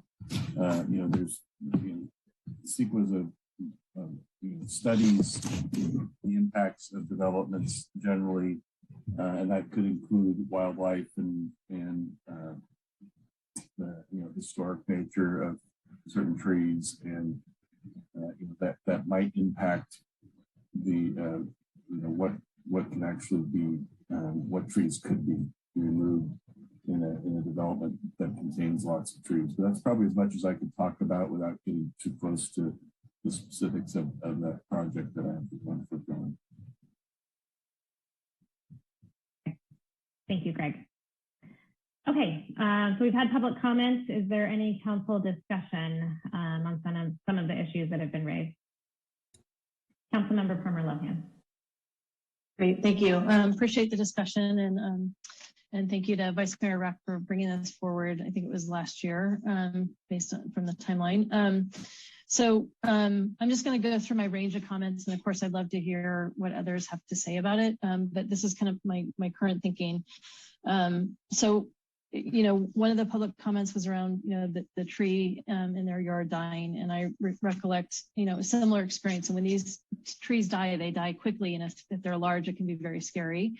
And I think whatever we can do to, clear a path to make it easy and affordable for homeowners to clear those dead trees, and I think that's the right thing to do. Safety, in my mind, should prevail. So not having inordinate fees. Along the same line of the fees, I also think taking a look at, costs. For example, we have evaluated some cost discounts based on people who qualify for the PG&E program. So perhaps there could be a similar model that we undertake here from, to make sure that we're not adversely impacting a family or someone who has a fixed income or whatnot with this ordinance. The comment around the tree boxes, and I do appreciate the arborist's suggestion here that maybe there's flexibility built into that.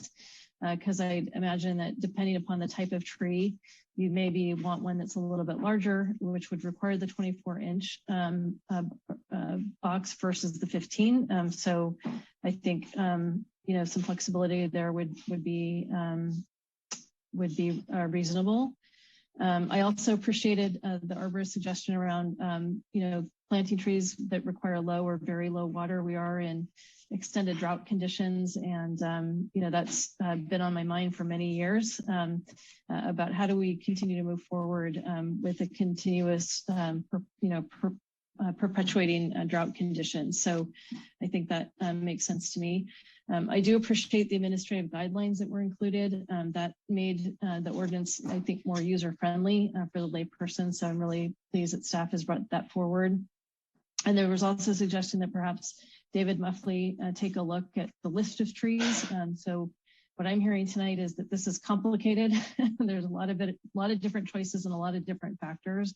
And I think what we want to do is, I like the idea of staying reasonable, but also making sure that we're not being too restrictive. I appreciate the idea around, let's allow the property owner to determine whether or not they want fruit-bearing trees.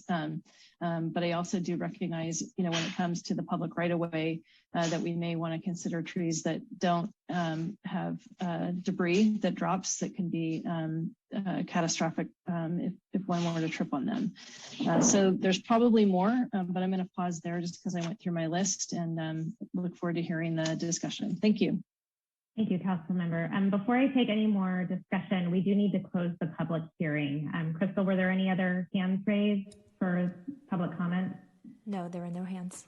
Okay, thank you. Actually, sorry, one just shot up. It's from a resident who spoke already, Shahir Imami. Would you like to take that? Sure, we'll give him 1 minute for a follow-up question or comment. Okay. Yeah, hi, thank you for allowing me to ask a follow-up. Yeah, at least my question regarding the 808 Alameda was not that, we shouldn't build anything there. My question was that, what difference does this new proposal for the trees make in terms of allowing them, make it difficult, easier? I have no idea in terms of allowing them to cut down so many trees. Maybe it's already allowed according to our current laws, but that was my only question. And it wasn't a judgment on anything. It was just a question.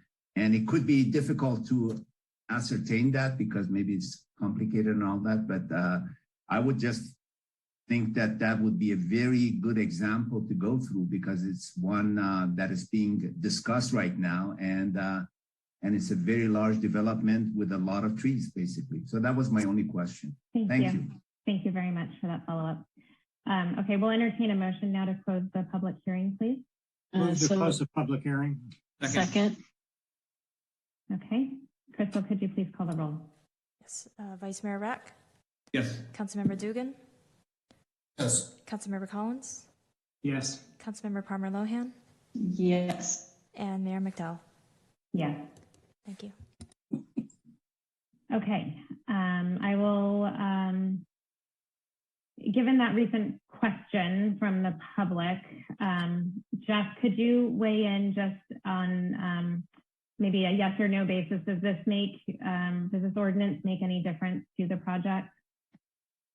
Well, I mean, I think the ordinance definitely makes a difference to the project, but I don't think it makes a difference in the way that the caller is implying that it should. So it's going to add additional review, it's going to add additional requirements, all those kinds of things. But, I believe that caller had, talked about, withdrawing building permits for a decade. And I mean, that is all very far beyond the scope of what would be legal or achievable through this ordinance. So, yes, it's definitely going to make a difference on the project and it will be applied to the project. But it's not going to result, in my opinion, in a dramatic change in what can be built there under the law. Thank you. And certainly members of the public can follow up with us by email if they would like more information. Okay, I will turn it over to Vice Mayor Reck and then Council Member Dugan. Okay, I think John was before me, but I'm happy to, I don't want to jump out of line. Sure, we can do John first. Sure, of no matter. Thank you, Madam Mayor. Yeah, I'm glad we're looking at this. We love our trees here in San Carlos. There's a lot of passion around trees in San Carlos, all for good reason.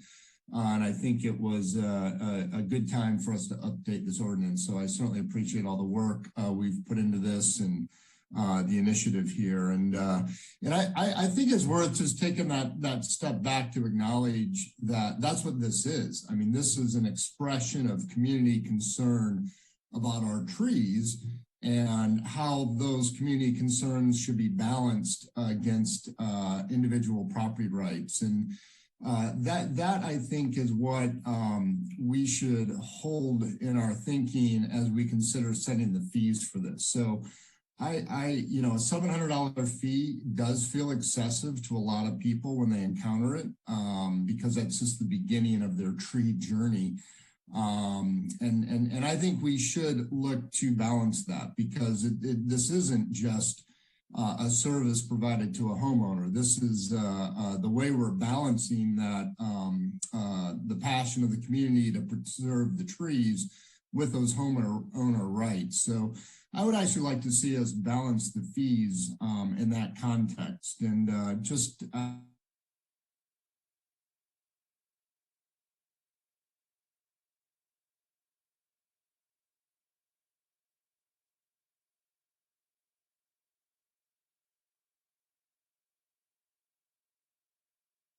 that as a city, we would share half the cost of it.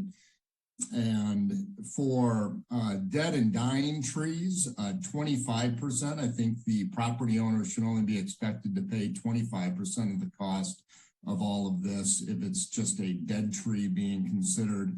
And pruning, I don't think people are applying for pruning permits because they don't want to pay $700 to work through a process just to have to be given permission to prune a tree. So I think we need to do something, understandable there, like just a flat $100 fee for pruning. And by setting the fees in this way, I just think we're balancing that, that as a community, we also are involved in the decision. And should hence share the burden of it. And I just note, we've kind of received universal concern about the fees. The Planning Commission suggested we try to lower it. Many public comment in that direction as well. And I think by just being flat and consistent with it, we can get out of the business of a financial aid program or trying to get into people's business. Let's just do something that would be fair here. For everyone, I would suggest, and just by order of magnitude, assuming there were 100 permits in a year, the total fee currently is a bit over $700,000, right? So if we absorb half of that, that would be roughly $35,000. So, even if it's more than that, $50,000, because there's a few extra applications, we're roughly in the order of magnitude of parking attendants here to balance what's considered to be a big burden by many. So that's a specific proposal I have about the fees. And then secondly, I do think we should have a provision for moving trees. That seems rational. I understand it might not be economic, but if that's a direction an owner would want to take, there is some precedent for it. Apparently, we've considered it in the past, and we've treated it as if it's that is the replacement tree in the process. So I think it's something we, have had owners want to pursue, and I think we should just acknowledge that with this new ordinance. That's what I have. Thank you. Thanks, John. You cut out for just a short bit, and I wanted to just make sure that I wrote down your proposal with the balancing fees. You said share half the cost for what? Yeah, I guess maybe I should go the other way. If it's a dead and dying tree, I think we should only ask, assuming that's the full process. I'm kind of assuming everything's this $700 fee. And if that's the case, I would say if it's a dead tree, perhaps the community should cover 75% of that, the owner 25% of that. And then for other removal applications, it would be a 50-50 cost share. And then I think with pruning, we got to do something very accessible, like just a flat $100. Okay, that's my proposal. Okay, got it. All right, thank you. Vice Mayor Rack. Thank you, Madam Mayor. And I'll start off with, I agree on the idea of doing some some fee reductions. I'm sort of open to different ideas. I know John suggested one. I think Laura suggested one. Staff, I'm sure, can research what other communities are doing. So I'm flexible on that. I appreciate that the arborist is looking to sort of evolve the tree list. I think that's good that we're continuing to look at options. I certainly agree with what was mentioned about trying to have trees in the public right of way that are not hazardous. I know one caller spoke about that, and being more, I guess looking at trees, particularly if they're not heritage trees, to kind of think about kind of how we deal with some of those protected trees that are maybe hazardous. And I like the idea that someone mentioned about the real estate disclosure. So potentially, the more we can be transparent about what the process is, I think that's important as well. And then I do like the idea that I think Laura mentioned and was brought up about sort of making sure we're giving enough discretion to the arborist around tree size replacement, because certain things may not fit in certain places. So giving a little more discretion around that. And then I had, let me just get back to my I had earlier notes of a couple things from the reading through. I had just two, one, I think, Madam Mayor, you mentioned and I think you mentioned this, on kind of the follow-up on once the tree is planted, that there's something in place to say maybe after 1 year to 3 years, whatever the right amount is that the arborist agrees, that the tree is still alive, that we don't just sort of say, hey, replace the tree and then we walk away, that we have some follow-up in place to ensure that the tree is thriving, is healthy, and is sort of doing what we're hoping it does to continue the tree canopy and trees in our community. So that would be one thing that I want to do.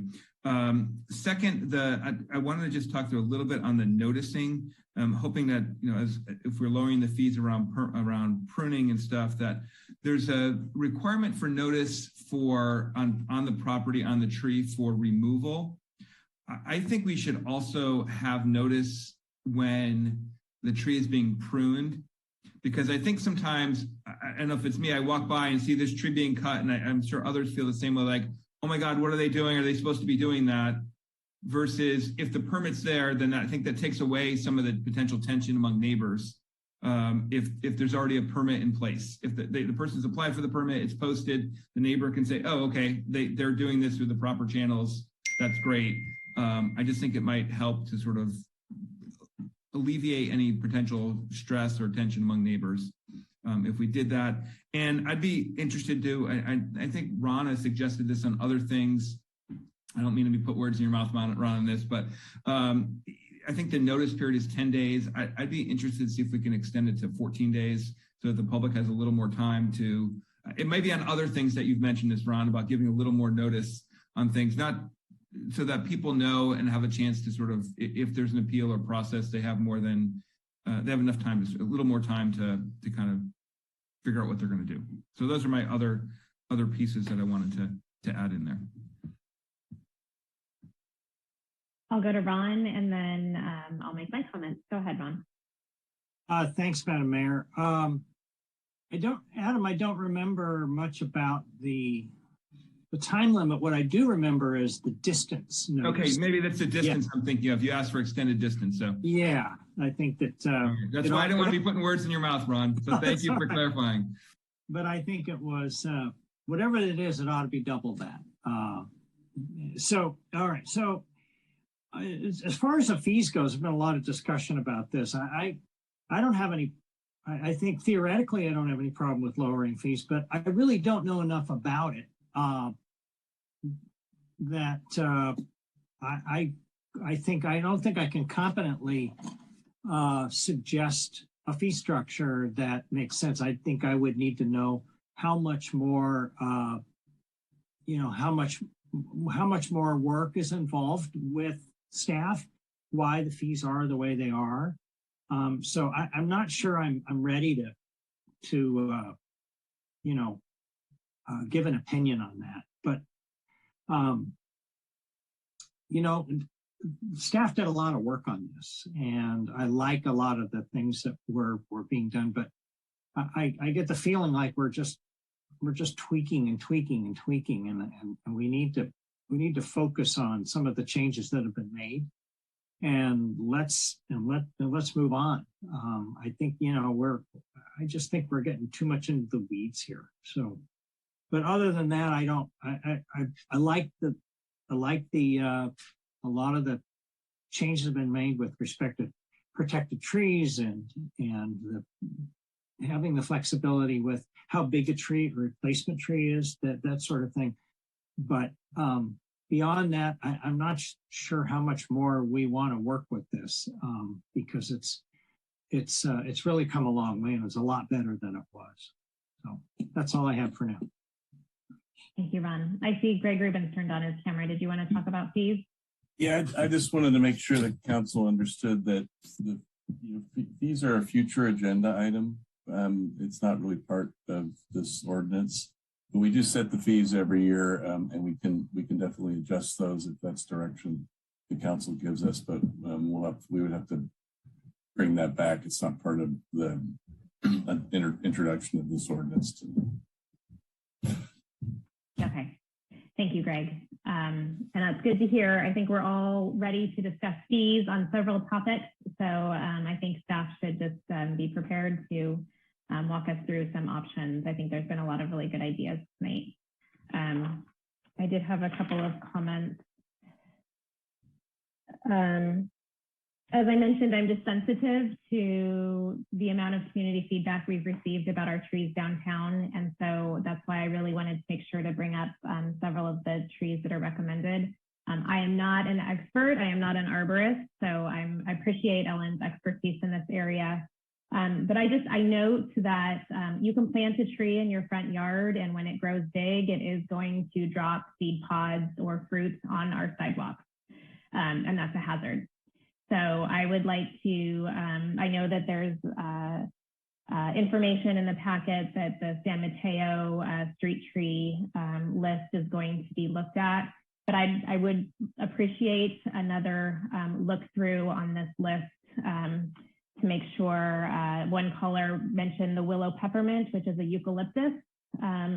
Its scientific name, and I thought that we weren't allowing eucalyptus trees. So I appreciate the effort to go with low water plant trees, but I think it's important to look at native trees and things like that. I did have a chance to look at San Mateo's administrative guidance document, and I just wanted to point out that I found it a little differing than ours. There's some really helpful pictures and I don't know, diagrams, and their tree list also calls out the height and form, water use, and whether it's evergreen or deciduous. And I thought those are really helpful categories as our homeowners look through the list. So I just wanted to point that out. I am also concerned with the number of street trees that are being removed because of root intrusion on the sidewalks. And I mentioned this when we first looked at this ordinance, and how Redwood City allows a rubberized surface on the sidewalk so that the street trees don't have to be cut down, that they can remain, and that a rubberized surface can be put on the sidewalk. And I would really strongly encourage us to take a look at that as well, because having these big, beautiful trees torn down just because the roots are popping up a little bit, I think is very sad. So I would really appreciate it if we could take a look at that. And then I also appreciate giving the arborist flexibility with the box size, and I appreciate the council's support on that. So Is there anything else that staff feels like we need to give guidance on this evening? No, I think we've had a good, robust discussion. This was on for adoption tonight, but I think our sense is that this is too many and too broad a set of changes to incorporate on the fly as part of an adoption. So our recommendation would be that we don't take action on this tonight. We go back, we recraft a new draft ordinance, renotice it to the public, and put it back on an upcoming council agenda. If that works for you, I think we'd really struggle to try to just incorporate this level of change into an ordinance while simultaneously adopting it. Sorry. Are we okay on timing for that? I just want to make sure with the. Yeah, through the chair and Councilmember Rack, thank you. Yeah, this is I thought this was on for introduction tonight. So adoption would be at your next meeting if I'm reading the staff report correctly here. But there are a lot of changes, and there is a timing issue because the urgency ordinance expires on June 14th. That was when we adopted the urgency ordinance last year. So to have, we would have to do the adoption by May 14th, so that the effective date would be by the 30th of June. There may be a possibility of extending that time, that's extending the urgency ordinance one more time. But our plan all along was to get this approved. But it sounds like there are a lot of questions, and so we would have to try to have there are, if there's a will, there's a way. I mean, we could do a special meeting to review this again and bring back some changes, and so that the adoption could occur before May 14th at your first meeting in May. I think that's what we had scheduled to do on this.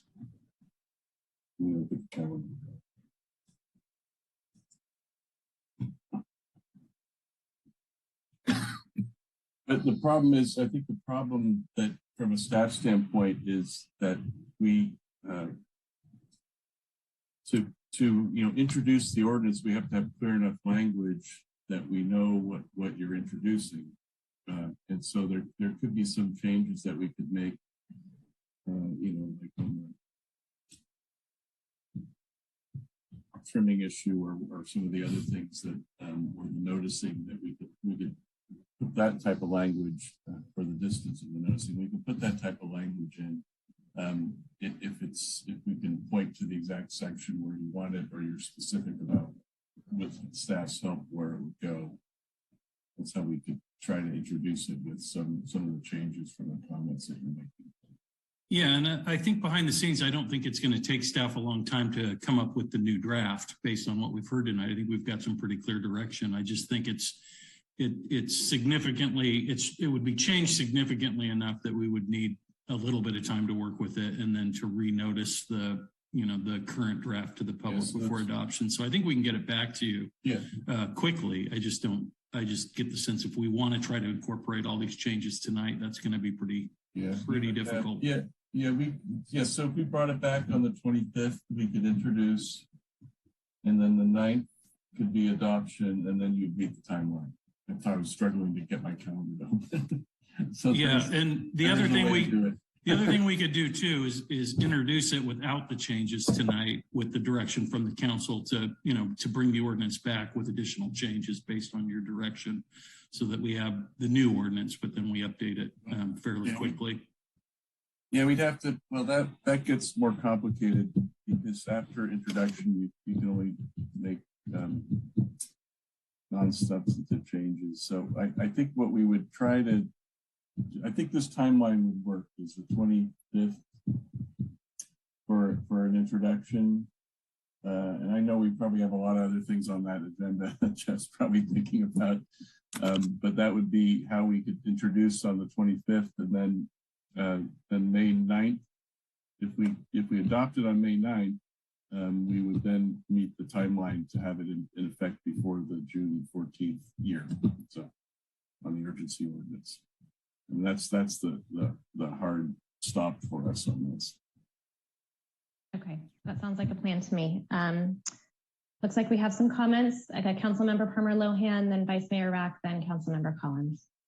Yeah, thank you. I was just going to suggest that maybe staff take this offline and then work through the mayor to determine the specific timeline around it. I do appreciate staff's suggestion that these changes are more substantive than they expected. So nonetheless, this is an important one. Trees are important and it is complicated. So I would recommend that approach to make sure that we can hit the timeline. Thank you. Vice Mayor Rack? Yeah, I'm happy with what's been proposed for the timing and that we can do this in time. I actually was looking over at what my notes were on this. I think we also got caught up a lot in the fee discussion, which is not part of this. And so it may be that what we have is really not that substantial. There may not be as many changes as we think because of that. So I'm hoping it can be done kind of quickly. Thank you. Councilmember Collins.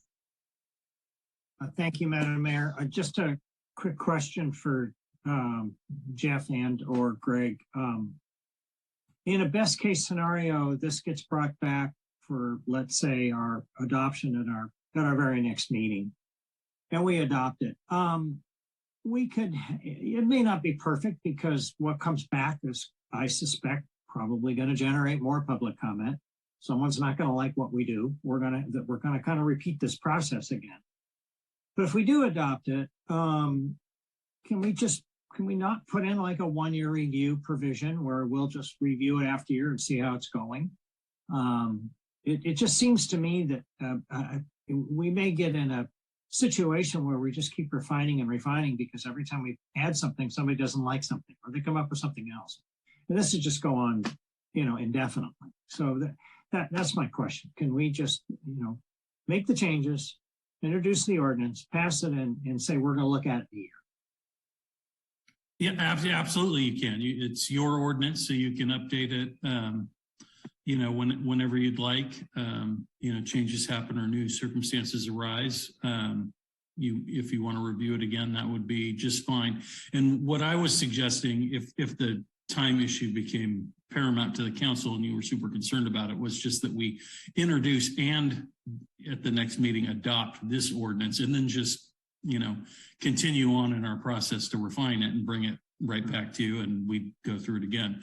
But it sounds like we're good to go for making these changes and bringing it right back to you. Like I said, I don't see this being a lot of work for us to make these changes. It's just more work than we can do while sitting in a council meeting.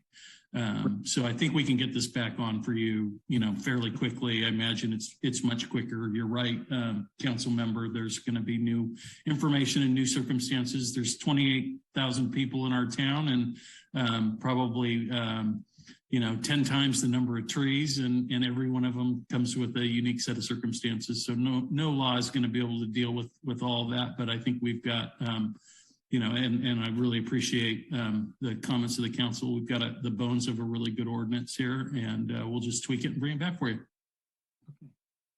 Thank you. Okay, thanks everyone. I think we're finished on this topic. We've been at this for 2.5 hours. I'm going to suggest either go ahead, Greg. Do we need to table this, Greg, or anything? No, what I was going to suggest procedurally is, since we want to bring it back in our next meeting, what you want to do, I think, is reopen the public hearing and then continue it to May 25th so we can maintain our timeline and not have to renotice it as a public hearing. So you need that in a motion? Yes. I move to reopen the public hearing and extend it to April 25th. Second. Okay, Crystal, could you please call the roll? Councilmember Palmer Lohan? Yes. Vice Mayor Rack? Yes. Councilmember Dugan? Yes. Councilmember Collins? Yes. And Mayor McDowell? Yes. Thank you. Thank you, everyone. Okay, so what is the will of the council? A 5-minute break or a 10-minute break at this point? 10-minute break, but do we need a motion to then once again close the public hearing? Oh, Greg? No, not. You've reopened it, and then you'll have to close it again at the next meeting. And the thought is that you might get new public comment on the changes that we bring back. So this public hearing is continued. Got it. Okay. 10-minute break. We'll see you in 10 minutes. Thank you.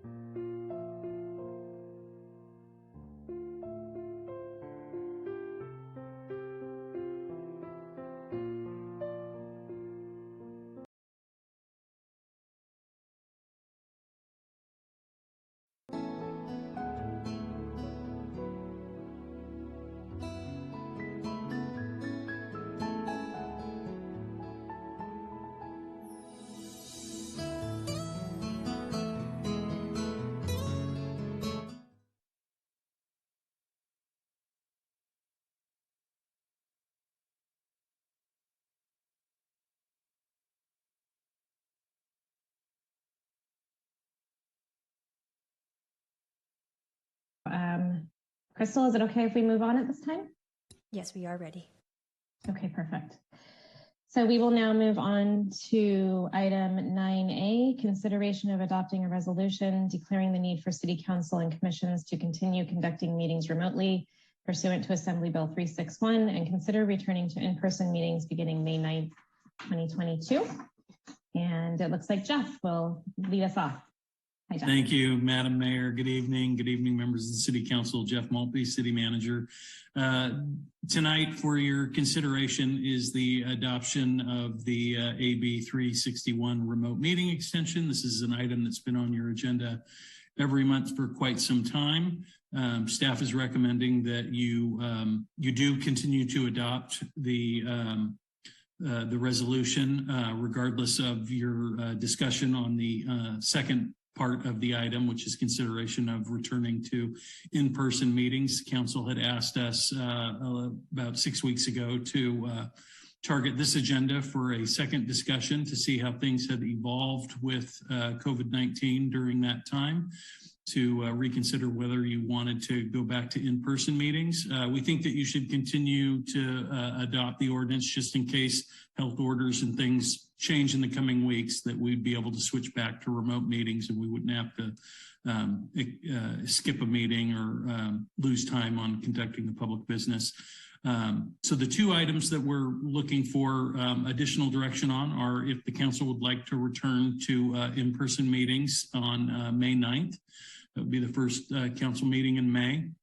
And we'd also be looking for direction on whether or not the council wants to direct their commissions to come back to in-person meetings at the same time, or would prefer to leave that up to the individual commissions to discuss their return dates.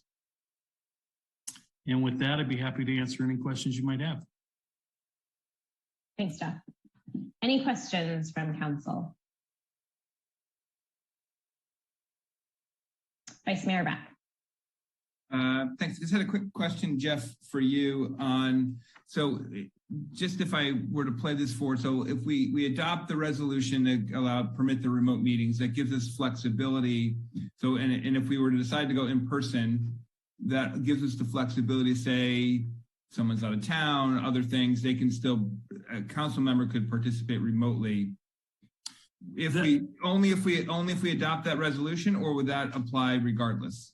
Well, a council member could always participate remotely, but by adopting the resolution, you can participate remotely under the emergency order rules, which I believe allow you not to have to, like if you're in a hotel room, you don't have to post and have the door open and all those kinds of things under the emergency ordinance.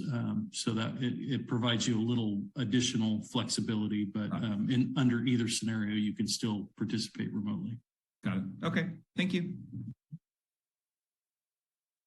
Good question. Any other questions? Okay, I guess I'll open it up to public comment and then we can have a discussion as a council. We'll take public comment now on this specific agenda item. push this out. There are currently no hands, but let me give it a few seconds. Okay, we just have one hand now. Debbie Baldacci, you should be able to unmute. There you go. Thank you, Council. It has been really great to have Zoom a capability, especially for people who are disabled in some way. And it's certainly up to you whether you want to meet in person and what you feel is appropriate for you as a city council. But the benefits to the public are when you're on a Zoom meeting, you can more easily see and hear which one of you is talking. And that's a little more difficult for in person, especially if the room is crowded or you don't get a good seat toward the front. So that is one thing. It really does help in that way. Number two, just in terms of like climate change and fossil fuel use, having Zoom meetings and having no one have to drive anywhere or commute or park or use the utilities in the room, that's another great benefit of it. And all I would request is that regardless of what you choose to do, if it could remain a hybrid so that the public could participate remotely by Zoom, it would greatly, greatly be appreciated, especially by people who have disabilities or other things that make it difficult for them to attend in person. Thank you very much. Thanks, Debbie. I believe the proposal in front of us that is spelled out in the staff report is the hybrid approach. So I'm glad that you brought that up, which would allow us to be in person, but would allow the public to still participate remotely. Jeff, could you give a little more detail around that? That's correct, Madam Mayor. The council had previously given us direction that when you do return to in-person meetings, that you would want to continue the capability of also having the meeting take place via Zoom so that the public could continue to participate remotely. So when we talk about coming back to in-person, we're really talking about the council coming back to be in the council chambers. The public is still going to continue to have the option of participating remotely. Thanks, Jeff. Crystal, are there any other hands raised? No, there are not. Okay. All right, so moving on from public comment, we'll open up discussion now among the council. So who would like to kick us off?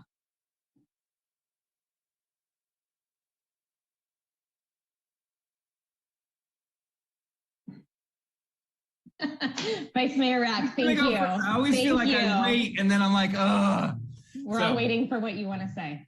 All right, I'm happy to wade into this. Well, one, I think it makes sense to just to continue the having the option with the emergency order to meet remotely. It gives more flexibility. I think that makes a lot of sense. And then for part two, I mean, I'm ready to go back into the chamber. So I'm supportive of going back in. I feel like my hesitation originally was the mask mandate had just been lifted and I wanted to kind of see how that played out. But it seems like numbers are staying low and I'm ready to go back. Okay, thank you. Councilmember Dugan. Thank you, Madam Mayor. And yeah, I agree. It's prudent. Let's keep this ordinance in place. Let's keep our flexibility. I'm personally ready to go back, or I've yet to have a live meeting, so looking forward to having one. But I think all five of us need to be comfortable, and Jeff needs to assure us that staff is comfortable. And when we're all comfortable, let's get back to live meetings. Thank you. Thanks, John. Councilmember Collins. I have a new shirt I want to wear, so agreed. I'm ready to go back to live meetings. There's a certain dynamic on the dais that can't be replicated on a Zoom meeting. I like the fact that there will be a hybrid that will allow more members of the public to continue to participate. But I really think that the face-to-face dynamic is really crucial. And I regret that we've lost that for the last couple of years. So I'm gonna vote to support this. Thank you. Councilmember Palmer Lohan. Yeah, I think, just given the fact everything is opened up, it's time. I appreciate Councilmember Dugan's suggestion that we just make sure everybody's feeling comfortable about it. I don't know where we are with vaccination rates among the very young. There was another aspect to this that I wanted to point out, which is the fact that if we're going to hybrid, it would be helpful to make sure that we understand what our role and responsibility is in enacting that hybrid in the chambers. It's going to be different than before, where we didn't have the Zoom. So I would just call on staff to make sure that whatever training we need to make sure that we're facile with the technology, so that we don't lose that community connection with those people who want to dial in remotely. That we make sure that we're buttoned up as much as we can be for that. Those are great points, Laura. Thank you. So I also appreciated Councilmember Dugan's suggestion that, it's 5 or nothing, and I'm ready to go back too. And like Adam, I was just wanting to see how things played out in our county, and luckily our rates of COVID have stayed low. I do agree that we should continue to pass the emergency ordinance because COVID is unpredictable, and I think it gives us some options of we may flip back and forth, and as we all have been over the last 2 years, I think we need to be prepared to be flexible. And I'm really glad that we can support the Zoom option, as Debbie said, for our seniors, also our young families who have children to put to bed but want to continue to participate. So I think that the hybrid option is great. I'm willing to head down to chambers and try things out early if staff thinks that we need to practice. I read recently, this is, I guess, a question for Jeff. Redwood City invested in some air filtration for their chambers, and just kind of, to Laura's point, how is the infrastructure looking for us to all come back and be there in person? It looks good. We've had time to prepare for this. I believe that the technology solutions that we're ready to implement will be effective. We might have to do a little training, and I expect implementing, the hybrid approach during live meetings is going to take a few meetings to work out the kinks, just like it kind of took us a few meetings to work out the kinks when we went remote. But in the grand scheme of things, I actually think it's, and I hope that in the future, there are some state law changes that allow for this type of approach to continue in the future, because I really do.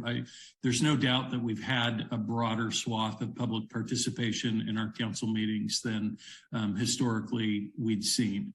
And, like I said, whether or not the council wants to be in person or stay remote, really, I think, the 5 of you are the right 5 people to make that decision, but having that option for the public to be able to make their own decision about how to participate and work remotely. And that will apply to the staff too. We may have staff that have, or a consultant in the future that has some sort of special health consideration or loved one that's causing them not to want to go out in public. And then those tools would allow them to be able to participate in our council meeting remotely, though our preferred methodology will be that the staff will be in the council chambers along with the council. So we're looking forward to giving it a shot and fine tuning it and making it work well for the council and the staff and the public. Okay, thanks, Jeff. I think we also need to give guidance about the commissions. And so I will just say that I'm happy to leave it up to the commissions themselves to decide if they want to be remote or in person. I know our Youth Advisory Council, I sat in on their meeting and they were very anxious to get back to in-person meetings, and they really pressured me to move us along in that direction. So I think they'll be excited about having this opportunity. And then I also just wanted to make sure, Jeff, that we do have guidelines. I think another really excellent reason for having a remote option is if some of us are exposed to COVID and we need to, kind of stay home and don't want to, haven't tested positive yet, but may, want to take extra precautions. So will there be some guidelines given to us about, standards for staying home? Sure, we can have our Human Resources Department reach out to you with the current OSHA guidelines related to that. Okay, thank you. So I guess any council members want to weigh in on the commissions? I think that's right on, Madam Mayor, just to allow them to decide it for themselves. And apologies for not raising my hand. Okay. Thanks. Councilmember Palmer Lohan, and then we'll go to Councilmember Collins. Yeah, I'm aligned. I would suggest they work it out amongst themselves. I do agree that Planning Commission coming back like council is a good idea. Mm-hmm. Okay, Councilmember Collins. Agreed. Okay, Vice Mayor Rack. Yeah, I agree. And I just so I guess Laura mentioned about planning, that would be the one that I would sort of, was that sort of included in this as we're talking about, or is planning being done separately? I just want to understand. Jeff, we're giving guidance about the Planning Commission tonight, correct? That's correct. We're looking for guidance on all the commissions. So if you'd like to provide direction specific to, it doesn't have to be the same for every commission. If you feel differently about the Planning Commission and you want to dictate that those meetings return in person when the council does, that would be within the scope of this agenda item. Okay, so can I just get clarification from Councilmember Palmer Lohan? Were you suggesting that planning comes back now too? Yes, okay. Correct. Got it. Yeah, and the rest not at their discretion, but just given the complexity of Planning Commission project discussions. Okay, I'm gonna hear what Ron has to say. I think that's fine. Planning audit, I agree. Planning should meet in person. Okay, I'm good with that. Okay, that's 3 votes for planning. I would probably leave it up to them, but that's 3 votes. So, okay. Any other guidance that you need, Jeff?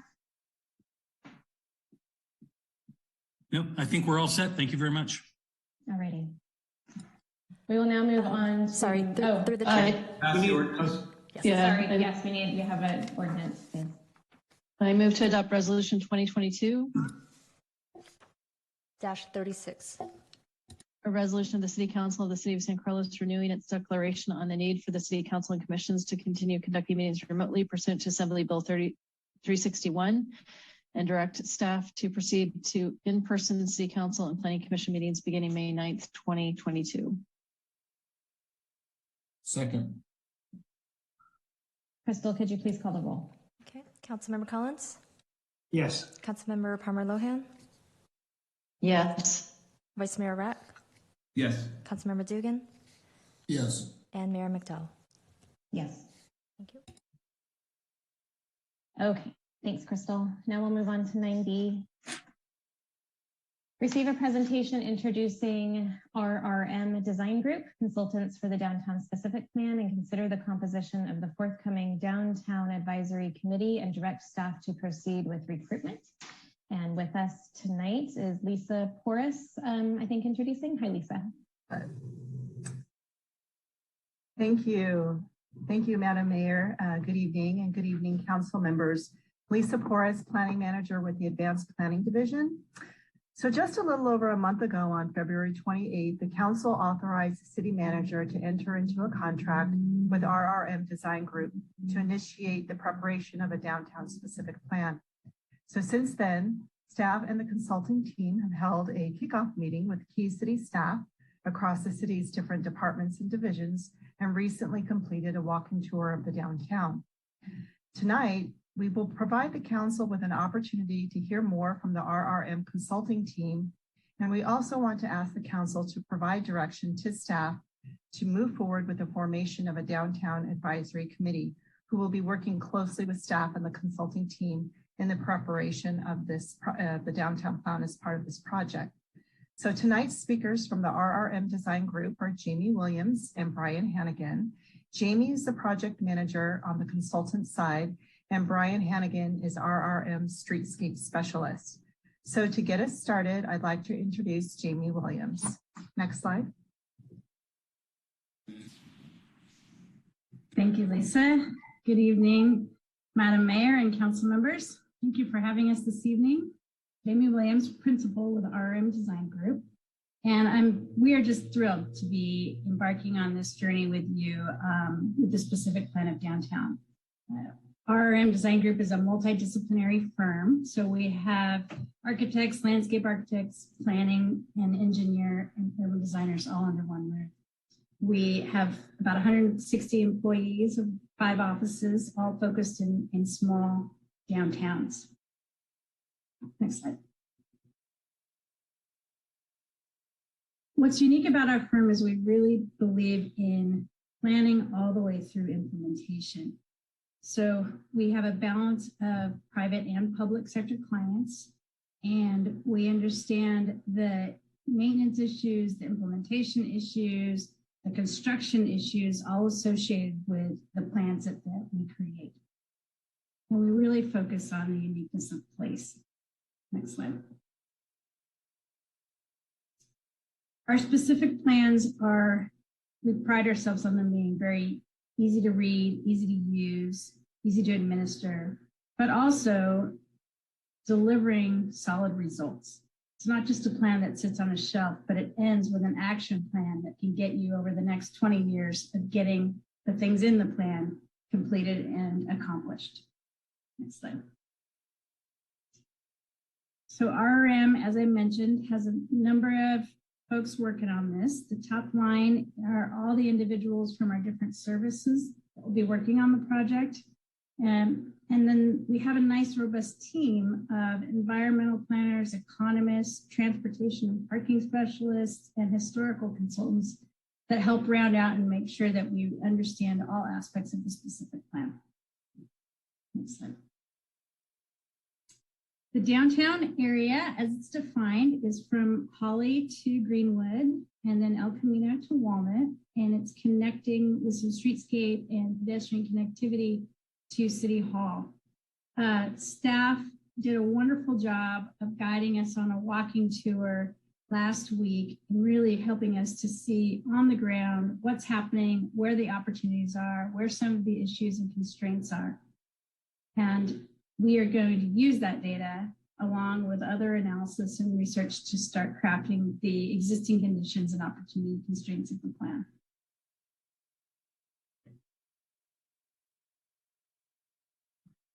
Thanks, Jamie. Yeah, we are going to show a few examples of just how we get through and think about streetscape improvements and in the plan. And so I just have a few exhibits here that we're going to show to kind of show you how we think and sort of what we lead to when we work on these plans. This is an example of kind of the public realm and how we'd identify the right-of-way where we'd put kind of a placemaking effort to street trees and lighting and other exhibits. And we'll just kind of go through the slides and I'll just kind of quickly explain some of our techniques. On the next slide, we show just exploring opportunities, looking at your corridor and all the different streets. There's different ways to treat different streets, of course, and we'll be looking at all those aspects and details. Just turning a street like this into more of a pedestrian look by simply taking off striping would be one really quick low-hanging fruit to changing the atmosphere there. And then we just have some exhibits in these slides to show kind of ways that we can express ideas, both that we hear from staff and the stakeholders in the public. So you'll see those exhibits like on the right. This is a street closure we did, and you can kind of see and kind of dream about how these areas can really transform. Even little pocket parks, we can do sketches and plan views to show these different ideas. And then we just have a few photos in there of some actual finished products. And as Jamie said, we're so close working with each other over the years. We really are the aspect of just taking these projects from a specific plan through design and implementation. That experience just really helps us to visualize and work with you all to see what we can do. I think on the next couple of slides is just some more examples of areas where we might be looking at guidelines for, in this case, it's outdoor dining and parklets, and how to establish the space for those and looking for the space requirements and help staff and the public and the owners know kind of where the boundaries are and how to set those up. And these have been really helpful for the cities we've been establishing them for. So there's consistency in how they look. And you have some great ones downtown to begin with. So it's a good start. Next slide. Again, just back on what Jamie said, is our staff and our group is really good at kind of starting from concept all the way through visioning and through implementation. And these are just an example of our work at Big Bear Village. They wanted to be 4 seasons, and we went through the whole process, just going through sketches and ideas and working with their stakeholders and their public. And then we were able to get help them with grant funding to get some of the first projects implemented in their streetscapes. And I think on the last one is just also the alleyways. You have lots of alleys connecting through the streets, which is a good thing for where people park. A lot of that is a different approaches is using wayfinding signage and ways to change it so it feels more pedestrian, not just car oriented. I think on the next slides it shows some of those techniques that can be used to do that. On the next slide we show, just murals where we can. Pavement types can change, and maybe it's not entirely new pavement from one end to the other, but just a hint at a different pavement type to get pedestrians oriented. And if there's opportunity where power lines get undergrounded, how can we plan for that and participate in the vision for future projects? And then just all the street elements that go with it. Thanks. So beyond getting all of the information, we really see this as a community-based plan. There's going to be a robust community engagement process. We took to light your charge in 2020 to work with all of the residents and property owners, and business owners, and the chamber to develop a plan that really will ensure that the downtown meets the needs of both the community and the businesses. And so this is a visual example you can put to the next slide of sort of a before and after. We believe a picture says 1,000 words. So it's a different community, but the idea is what could it be and how do we represent that so that it's very easy to articulate. Next slide. The community engagement process will be developed through all the stages of the project. We're initiating the project, we're really understanding what's there today and what it can become, and then we're defining a very clear vision and then writing the plan, and then ultimately the implementation will come. Next slide. So through this process, we want to make sure that we maximize our ability to reach out and get input from the largest amount of people that we can in many different ways. So we will do surveys, we'll do virtual meetings, we'll do some in-person meetings. We're going to have a mapping tool that you can just do from your own home and provide comments and direction, that we can collect all of that information in all those different ways to ensure that we hear from, as I said, the most amount of people. Next slide. So this is the overall. Sorry, I think we're going to need to extend the meeting at some point. Can we just do that now? And sure, that'd be great. I was going to sorry, Jamie, didn't mean to interrupt. No worries, thank you. I moved to extend the meeting till 11 p.m. Second. Crystal, could you please call the roll? Councilmember Dugan? Yes. Councilmember Collins? Yes. Councilmember Palmer Lohan? Yes. Vice Mayor Rack? Yes. And Mayor McDowell? Yes. Thanks, Adam, for keeping us on track. Go ahead, Jamie. And thank you, because I've been to a few of these where they sent me home at 10 o'clock. So thank you for staying.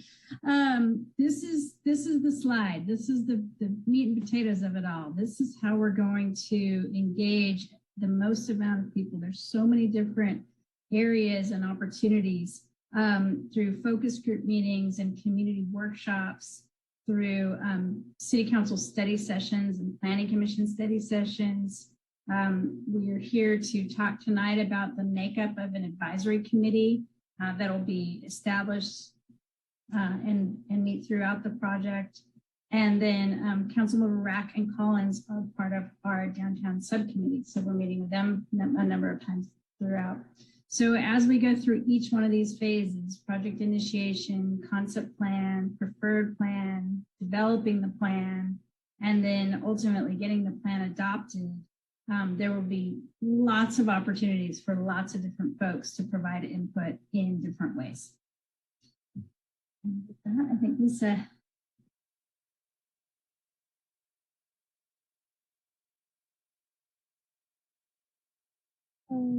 Okay. Thank you, Jamie. Thank you.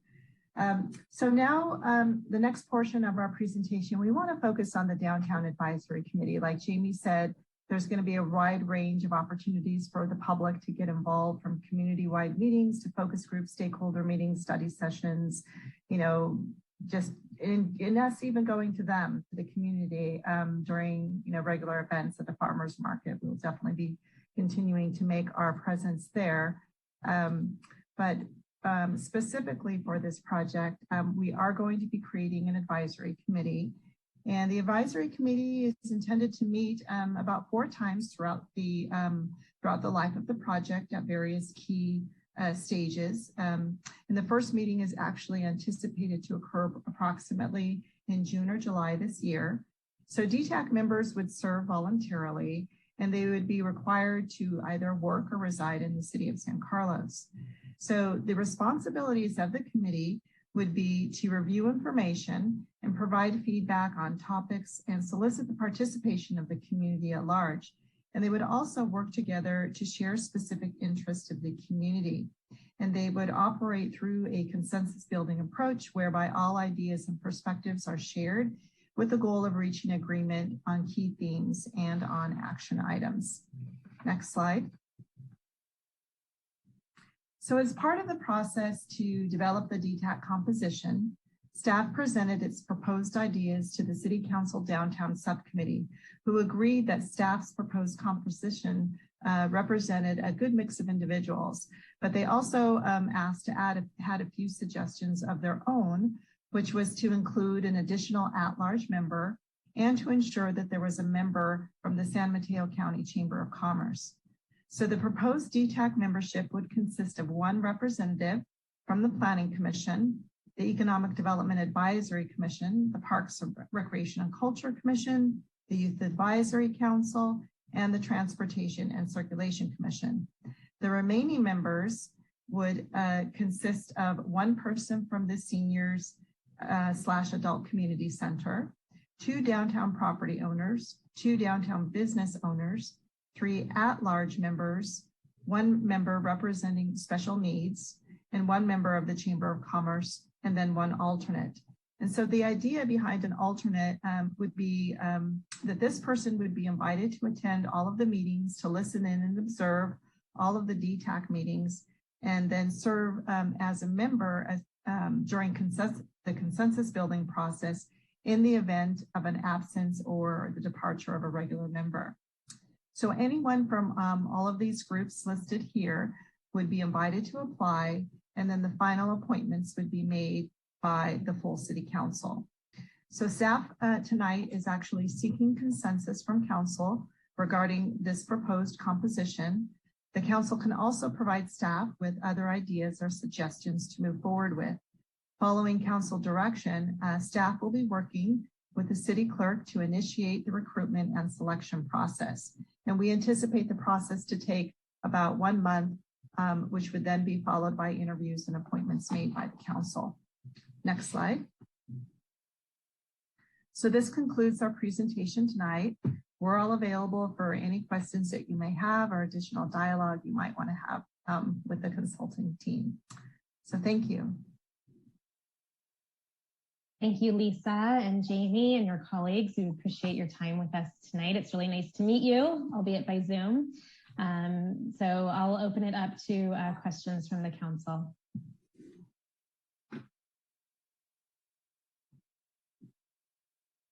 Vice Mayor Beck. I think it's my day to go first. I guess thanks for the presentation, Jamie and Lisa and stuff. I think I just had one. I'm on the composition. I had a little bit of a slightly different recollection of our conversation, which was that the chamber itself would be the member, not a member of the chamber. So that we had that broader representation from the business community versus a specific chamber member. That was sort of my intention. I thought that's how we had agreed on it. So that's the only point I wanted to make about that. Adam, could you clarify that? You mean like the whole chamber, the board? No, I mean chamber, like the perhaps I'm going to say perhaps like Amy Buckmaster representing the chamber would be the representative versus a chamber board member, so that we had maybe a broader perspective of all the membership of the chamber versus just a chamber member. Okay. And I think we may have even said that as an advisory role versus a voting member. So that was the, I think there's a couple things not exactly the way I recall we had that discussion. Does that make sense, Madam Mayor? Sort of the, thanks. Yeah, thank you. Councilmember Dugan. Thank you, Madam Mayor. And yeah, thank you, Lisa. I know you're excited about this this project. I know we all are. And thank you, Jamie and Brian. Looking forward to working with you folks. Already excited just seeing those visuals. I mean, this is just going to be one of the most enjoyable projects, I think, that we're working on as a city. And I know we're all very excited. I am.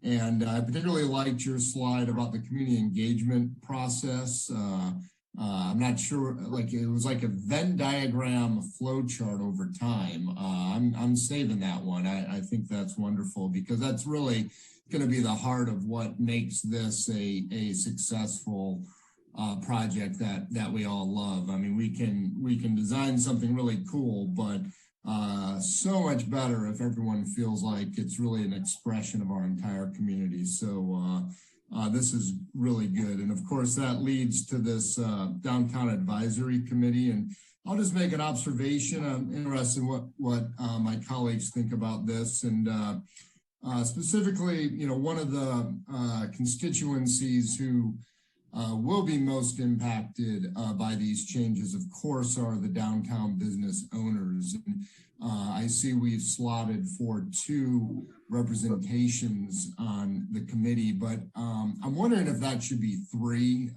in that I really view there being 3 constituencies there who tend to coalesce around similar thinking, which would be restaurants, so like a restaurant owner, and then we have retail owners, and we have some retail owners who seem supportive of, you know, perhaps the street remaining closed and some of the other changes. And then we have some business owners who, you know, they feel like those changes are hurting their businesses. And that's a very valid perspective as well. And they should be involved and included. So I'm just wondering if there should be 3 business operators on that committee. And I would suggest we try to recruit 1 of each of those constituencies. Excuse me, Madam Mayor, is it possible for me to interrupt just to make a request to Crystal to make it helpful if we pull up the membership slide, the DTAC composition slide, Crystal? Is it this one? Yes, thank you. John, did you want a response from staff on that or just food for thought for the rest of it? I guess I've kind of jumped to discussion, but my only question would be, was there a consideration, Lisa, of more downtown business operators being involved? Well, we kind of, if the way that we thought about the downtown specifically, you know, those that owned or operate a business, I mean, some can own property and operate a business, but we saw them as kind of like one kind of aggregate of the downtown.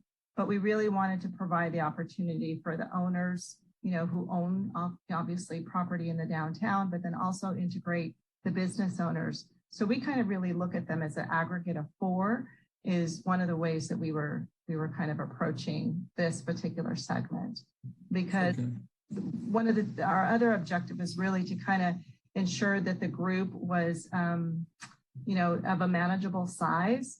And there's always ways that we can, you know, think to add more, but we thought to kind of keep it, at a maximum, about 15 would be probably the best way that we can kind of really work and really kind of dive into the details with each of the members and really have a good productive meeting without it being overly large. So that was another factor that kind of went into the composition. And then also recognizing that we have other opportunities whereby we're going to have specific stakeholder meetings with, downtown owners, downtown operators.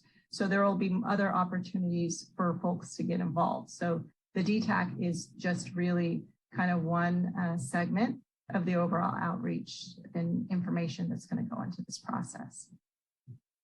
Terrific. I appreciate that. And yeah, we don't want this to get too unwieldy. I would suggest we strongly consider each of those three constituencies being involved, though. That's all I had. Thank you. Thanks, John. I have a few questions. I don't see hands raised. So actually, Crystal, if you wouldn't mind leaving up that slide, I'm going to reference it too. Lisa, are we appointing all 16 members? Like, are we choosing who from the Planning Commission would serve? How are you going to, what if there's 2 planning commissioners who want to serve? Are we going to interview them and choose ourselves as council? Yes, that's the idea. And this is something that we discussed with the City Council Downtown Subcommittee. The way that it would work is that, there might be a few folks from the Planning Commission. Not everyone may want to do it. They have other obligations, but we wanted to kind of leave the door open for those that were interested to submit an application. And then, we would advance that forward to the full council to consider. Okay. So that wouldn't just be for Planning Commission, it would be for all of them. Great. So all commissioners will be encouraged to apply, not just the chair of the commission or something like that. Correct. Okay, super. And then just with regards to timing, I noticed that phase 1 with community engagement is scheduled for summer. I think you mentioned June or July for kicking off the DTAC. And I just wanted to ask, if you're planning in July, I'm just a little concerned about people being on vacation. We're going to be on recess. Are you expecting to have to push that to, can you do it in June or August, or what are you thinking about, kicking off all this community engagement during the summertime? Yeah, maybe we can go back to the slide where the whole diagram. Yes, this one. Right. So this is something that we definitely have to be mindful of, and not just the summer, but also of any other types of activities going on in the community. For example, there could be some sort of event taking place. So we're definitely want to be mindful of all of that. And we certainly, once we start putting together, figuring out who's going to serve on the DTAC, we definitely need to work with them and kind of work with their schedules. So the DTAC meetings, it's something that we have to look at. And I will say that we will be doing that. I mean, thank you for the reminder, but we definitely want to make sure that we're doing it at a time, and especially really kind of thinking about the questions that we're asking. What is our first meeting all about? What information are we trying to gather at this point? And does it make sense to do it during a month where, maybe we would have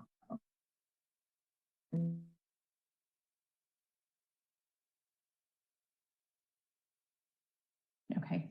Lisa, your connection is a little unstable, but I think I understood where you were going with that. So you're keeping it all in mind. And then my last question, I know that I had brought this up at our last meeting about the downtown plan, and that was that I had requested that the consultant sit down with each of the council members individually or by Zoom, just to kind of hear our history with the downtown. I know that we all have our, opinions on this topic, and I just wanted to make sure that that's going to happen sooner than later, because I do want to make sure that we each have an opportunity to weigh in on the front end. Yes, absolutely. We were talking about this, our internal team, and we, after tonight's meeting, we'll be working with Nakaya, the city manager's office, to connect all of the council members with the RRM design group so we can start having those conversations one by one. Great, thank you. Any other questions from council? Okay, Crystal, we'll go ahead and open up the public comments if we can move to that. If anyone would like to make a comment about the downtown specific plan, now is the opportunity to raise your hand. Crystal, is anyone in the waiting room waiting to make public comment? No, there are no hands raised for this. Okay. All right. Any discussion on this topic? I know that Vice Mayor Rack brought up an idea about the chamber. I see Councilmember Palmer Lohan's hand. Go ahead. Thank you. So I appreciate Vice Mayor Rack's suggestion that the executive director, CEO of Chamber, Amy Buckmaster, serve in an advisory role. I think that makes a lot of sense because it's a very diverse chamber. And I also appreciate Councilmember Dugan's suggestion that we make sure that the 3 business sectors that are, adjacent or in the downtown specific area be represented on this advisory committee, which would be the restaurant owners, service providers, and retailers, right? They all have a different set of needs. So I think, I don't know if that's by adding additional seats or if it's just making sure that the representation, across those 4, the 2 property owners and 2 downtown business operators is the way to go. In addition, I also appreciate that part of the downtown specific plan will include considerations around housing, and I didn't see any mention of that in this list. So I would also encourage us to make sure that we connect the dot there somewhere as well. And then with respect to alternates, 1 seems a little bit like a small number given the size of this committee. So I might suggest that, staff consider, a couple more folks as alternates. And then from a process perspective, I'm really appreciative of the robust public input that's going to be undertaken. That's going to be really important because the downtown, as we've said before, is really the kind of the community center for us here in San Carlos, and where we come together to break bread and celebrate holidays and different events. So making sure that we do that because everybody has a stake in it, I think would be great. That being said, this large of a group, the effectiveness might be a bit of a challenge. And I think, through the pandemic, we've learned a lot about different ways to, get input from broader teams. So I would encourage, staff to also think about ways to manage the size of a group to make sure that voices are heard. Would that look like maybe, having the introductory night, giving people 2 options, right? Because also trying to just convene that size of a group on the same night might be difficult, or, time of day. So would it be 2 introductory things? Would it be kind of workshop-based approaches, hybrid meetings, whatever, right? I'm just thinking that maybe some of the tools that you'll be using to gather the broader community input maybe would be applied here just to make sure that people's voices are heard. That's a thing I worry about with the size of a group. But other than that, it looks great and super exciting to get this kicked off. Thank you so much. Thank you, Councilmember Palmer Lohan. We'll go to Councilmember Collins and then the Vice Mayor. Just one comment. The only issue I have with having Amy on it is that Amy isn't, she's, even though San Carlos has joined Redwood City, Amy may have someone else in mind that she thinks might be more appropriate. I'd be comfortable leaving it in her hands to choose somebody who she feels is more connected with the San Carlos business community. She has a lot on her plate. They're in the middle of absorbing Belmont. They already do Redwood City. So I'm just wondering whether or not we might want to ask her to recommend somebody that we could at least interview and appoint. Thanks, Ron. Vice Mayor Rack. Thank you, Madam Mayor. Couple just follow-up comments. I think to Ron's point, I'd like to give Amy the option, and then if she feels like there's a better way to manage that, I'm okay with that. But I'd like to sort of give her first first crack at it. And she may say this, I'm the best person for it and I'd rather do it. So I'm okay with that. Yeah. I just think we should ask. Yeah, I think that's fair. I'm totally fine with that. And then I guess I understand like what Laura mentioned about making sure. So I want to make sure we have sort of as diverse a group as possible while not getting it too unwieldy. So I guess I would suggest maybe that the third at-large spot that was added, maybe potentially like a business / user of the downtown to give us some, I mean, the at-large slots give us that flexibility anyway, right? I mean, I assume we want to get people from the public, from the general public who are using the services and the restaurants and the retail as part of that, but we have some flexibility around that versus adding sort of one more business slot. So that would be my preference. And I'm a little bit hesitant about sort of picking like, well, you like what we're doing, you don't like what we're doing on certain things. I'd rather just try to get as diverse and sort of the best representation as possible versus sort of boxing us in on certain criteria, if that's makes sense. Other than the type of business potentially. So. How about Laura? I didn't mischaracterize what you're trying to say. I wasn't trying to. I'm not necessarily suggesting we add additional seats at Vice Mayor. I'm just saying that I think that because of the complexities of making this work, we do have a long tradition of service businesses and retailers and restaurants, right? And yes, sometimes, the needs of one can impact the needs of the other. And so if we leave any one of those groups out, I would be really concerned about that. I think we have 15 seats.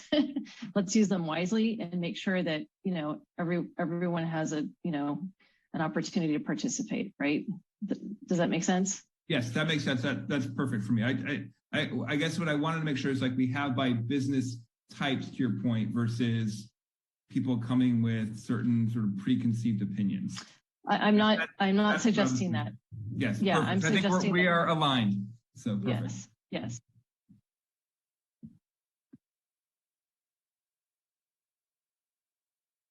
Okay. Sorry, I can unmute. I think that all sounds good. I think that, we're going to have to see who applies, and that might, move our hand in one direction. We have 4 slots open for businesses. So between the 4 slots, I would hope that we could find 3 diverse interests between service, restaurant, and retail. And we'll have to have some debates as we go through the application process. So it sounds to me like we are comfortable with, Laura did suggest 2 alternates. So I'm wondering how the council feels about that. I'm okay with 2 alternates.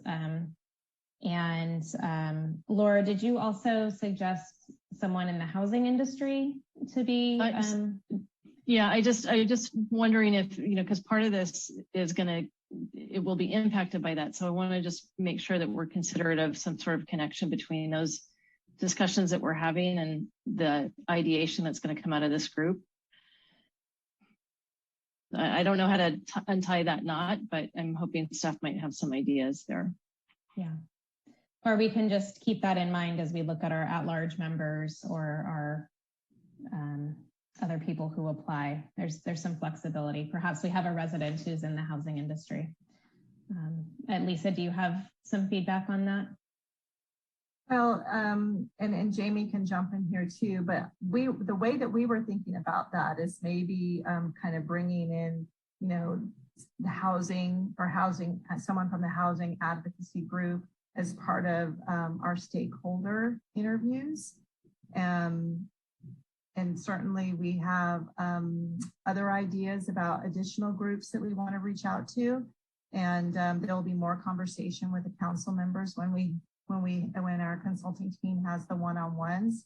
But the reason why we didn't put housing directly into the DTAC composition is we just felt we would address them separately. But if it's something that the council really feels that it's important, again, this is your opportunity to.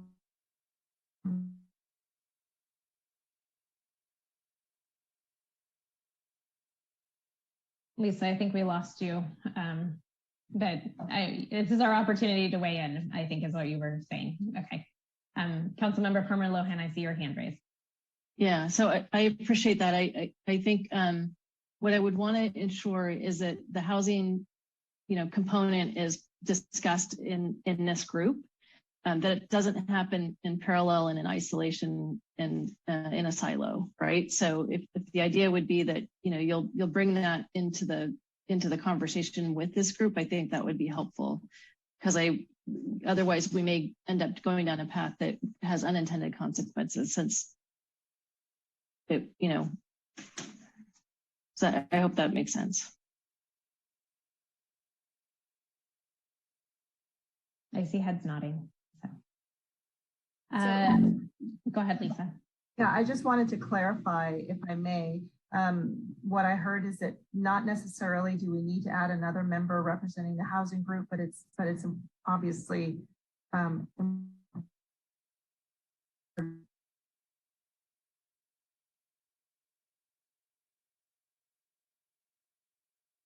terms of all the different things that we will be looking at and all of the different topics that we will need to explore, the mix of uses, the intensity of uses, building heights. We'll be looking at all of that. And this group will be taking a lot of those themes, not just to the DTAC, but to the community at large through focus group, through stakeholder meetings. So there'll be opportunity to weigh in and discuss that topic. But I guess the question is, did we need to have someone specifically on this composition in order to accomplish that, while we're going to be accomplishing it and addressing it as part of other outreach platforms? So I don't think it has to be a separate seat, as so long as the ideas and the expertise is brought into the discussion. Thank you. Okay, and just a reminder, I'm still looking for guidance on the two alternates. Councilmember Dugan. Yeah, thank you, Madam Mayor. And I just want to chime in. I really appreciate Laura's comments right there. I agree. I'm not sure we need a housing specific member of this committee, but I do think we all should keep in mind that we are upzoning the areas around our downtown as part of our RENA requirements, and the way that housing gets integrated into the downtown, I do think be part and parcel with the further activation of our downtown. I know of no better way of activating anything beyond just having people living there. That will certainly be part of this activation of our downtown. So I appreciate Laura's comment on that, and we should all keep how the housing is integrated and how this mix of uses comes together in a really great, vibrant way top of mind as we work through this process. Thank you, John. Do you have an opinion on the two alternates, the suggestion on the table, instead of one? I think that's a good idea. One alternate I don't think is going to be enough for a committee of this size, so that's a good idea. Okay. And I agree with that too. Adam does too. I see a thumbs up. Ron, you're good? Okay, great. Okay, I'm being cognizant of the time. It's 10:46. So Lisa, did you need any further guidance from the council? No, this is very clear. Thank you. We'll make sure to add one more alternate, and then we will make sure to offer, to discuss the membership with Amy. Not the membership, but Amy as a representing the chamber, or she can choose someone else. This is what staff heard this evening. Okay. And I think there's an action on this, Madam Mayor. Yes, I will entertain a motion at this time. I move to approve the proposed composition of the forthcoming Downtown Advisory Committee and direct staff to proceed with recruitment. Is there a second? Second. Thank you, Laura. Any discussion? I see Councilmember Collins has his hand raised. I took it down. Nope. Okay. Okay. Crystal, could you please call the roll? Vice Mayor Rack? Yes. Councilmember Dugan? Yes. Councilmember Collins? Yes. Councilmember Palmer Lohan? Yes. And Mayor McDowell? Yes. Thank you, Crystal. Okay, we will now go to agenda setting. We have 10A, consideration of agendizing an item to receive a presentation on the existing trails master plan. Who suggested this item? Adam, would you like to give us a little rundown? Thank you. And I hopefully this will be quick. I didn't jinx myself. So we've seen some of the survey results about how important sort of open space and trails are to our community. And you know, we have a trails master plan. I don't think since I've been on the council, we've had just an update on that or seen a presentation on what that is and sort of what the plans are around that. So I was just interested in getting that presentation from Parks and Rec and others to get some feedback around are there any opportunities around that, around trail connections or anything else, but to understand what the Trails Master Plan is and to get a presentation on it, since it's an important issue for members of the community. Any interest by the council in bringing this back to a future agenda? Councilmember Parma Lohan. Yeah, I would be happy to take a look at that, provided it doesn't require too much staff time. I know we've got a lot on the docket, so but I appreciate the idea. Thank you. Councilmember Dugan. Yeah, thank you, Madam Mayor. I agree if it's not overly burdensome. I would like to understand this better myself. Okay. Jeff, do you want to chime in on staff time on this issue? Yeah, I don't think we'll have any problem preparing a presentation for you on the existing plan to give you an overview. I honestly can't recall the last time it was in front of the council, so it's been quite a while. So we'd be happy to do that for you. Okay, thanks. I concur. I'd welcome that presentation. I'm curious about the master plan. So anything from Councilmember Collins? Well, I'll make it unanimous. Okay, great. Congrats, Adam. Okay. Thank you, Ron. Thank you, everyone. Agenda. Thank you. Okay. Any other agenda setting items from council this evening? Okay, seeing none, we will go ahead and adjourn. Thanks, everyone. Have a great night. Take care. Night. Bye-bye. Night.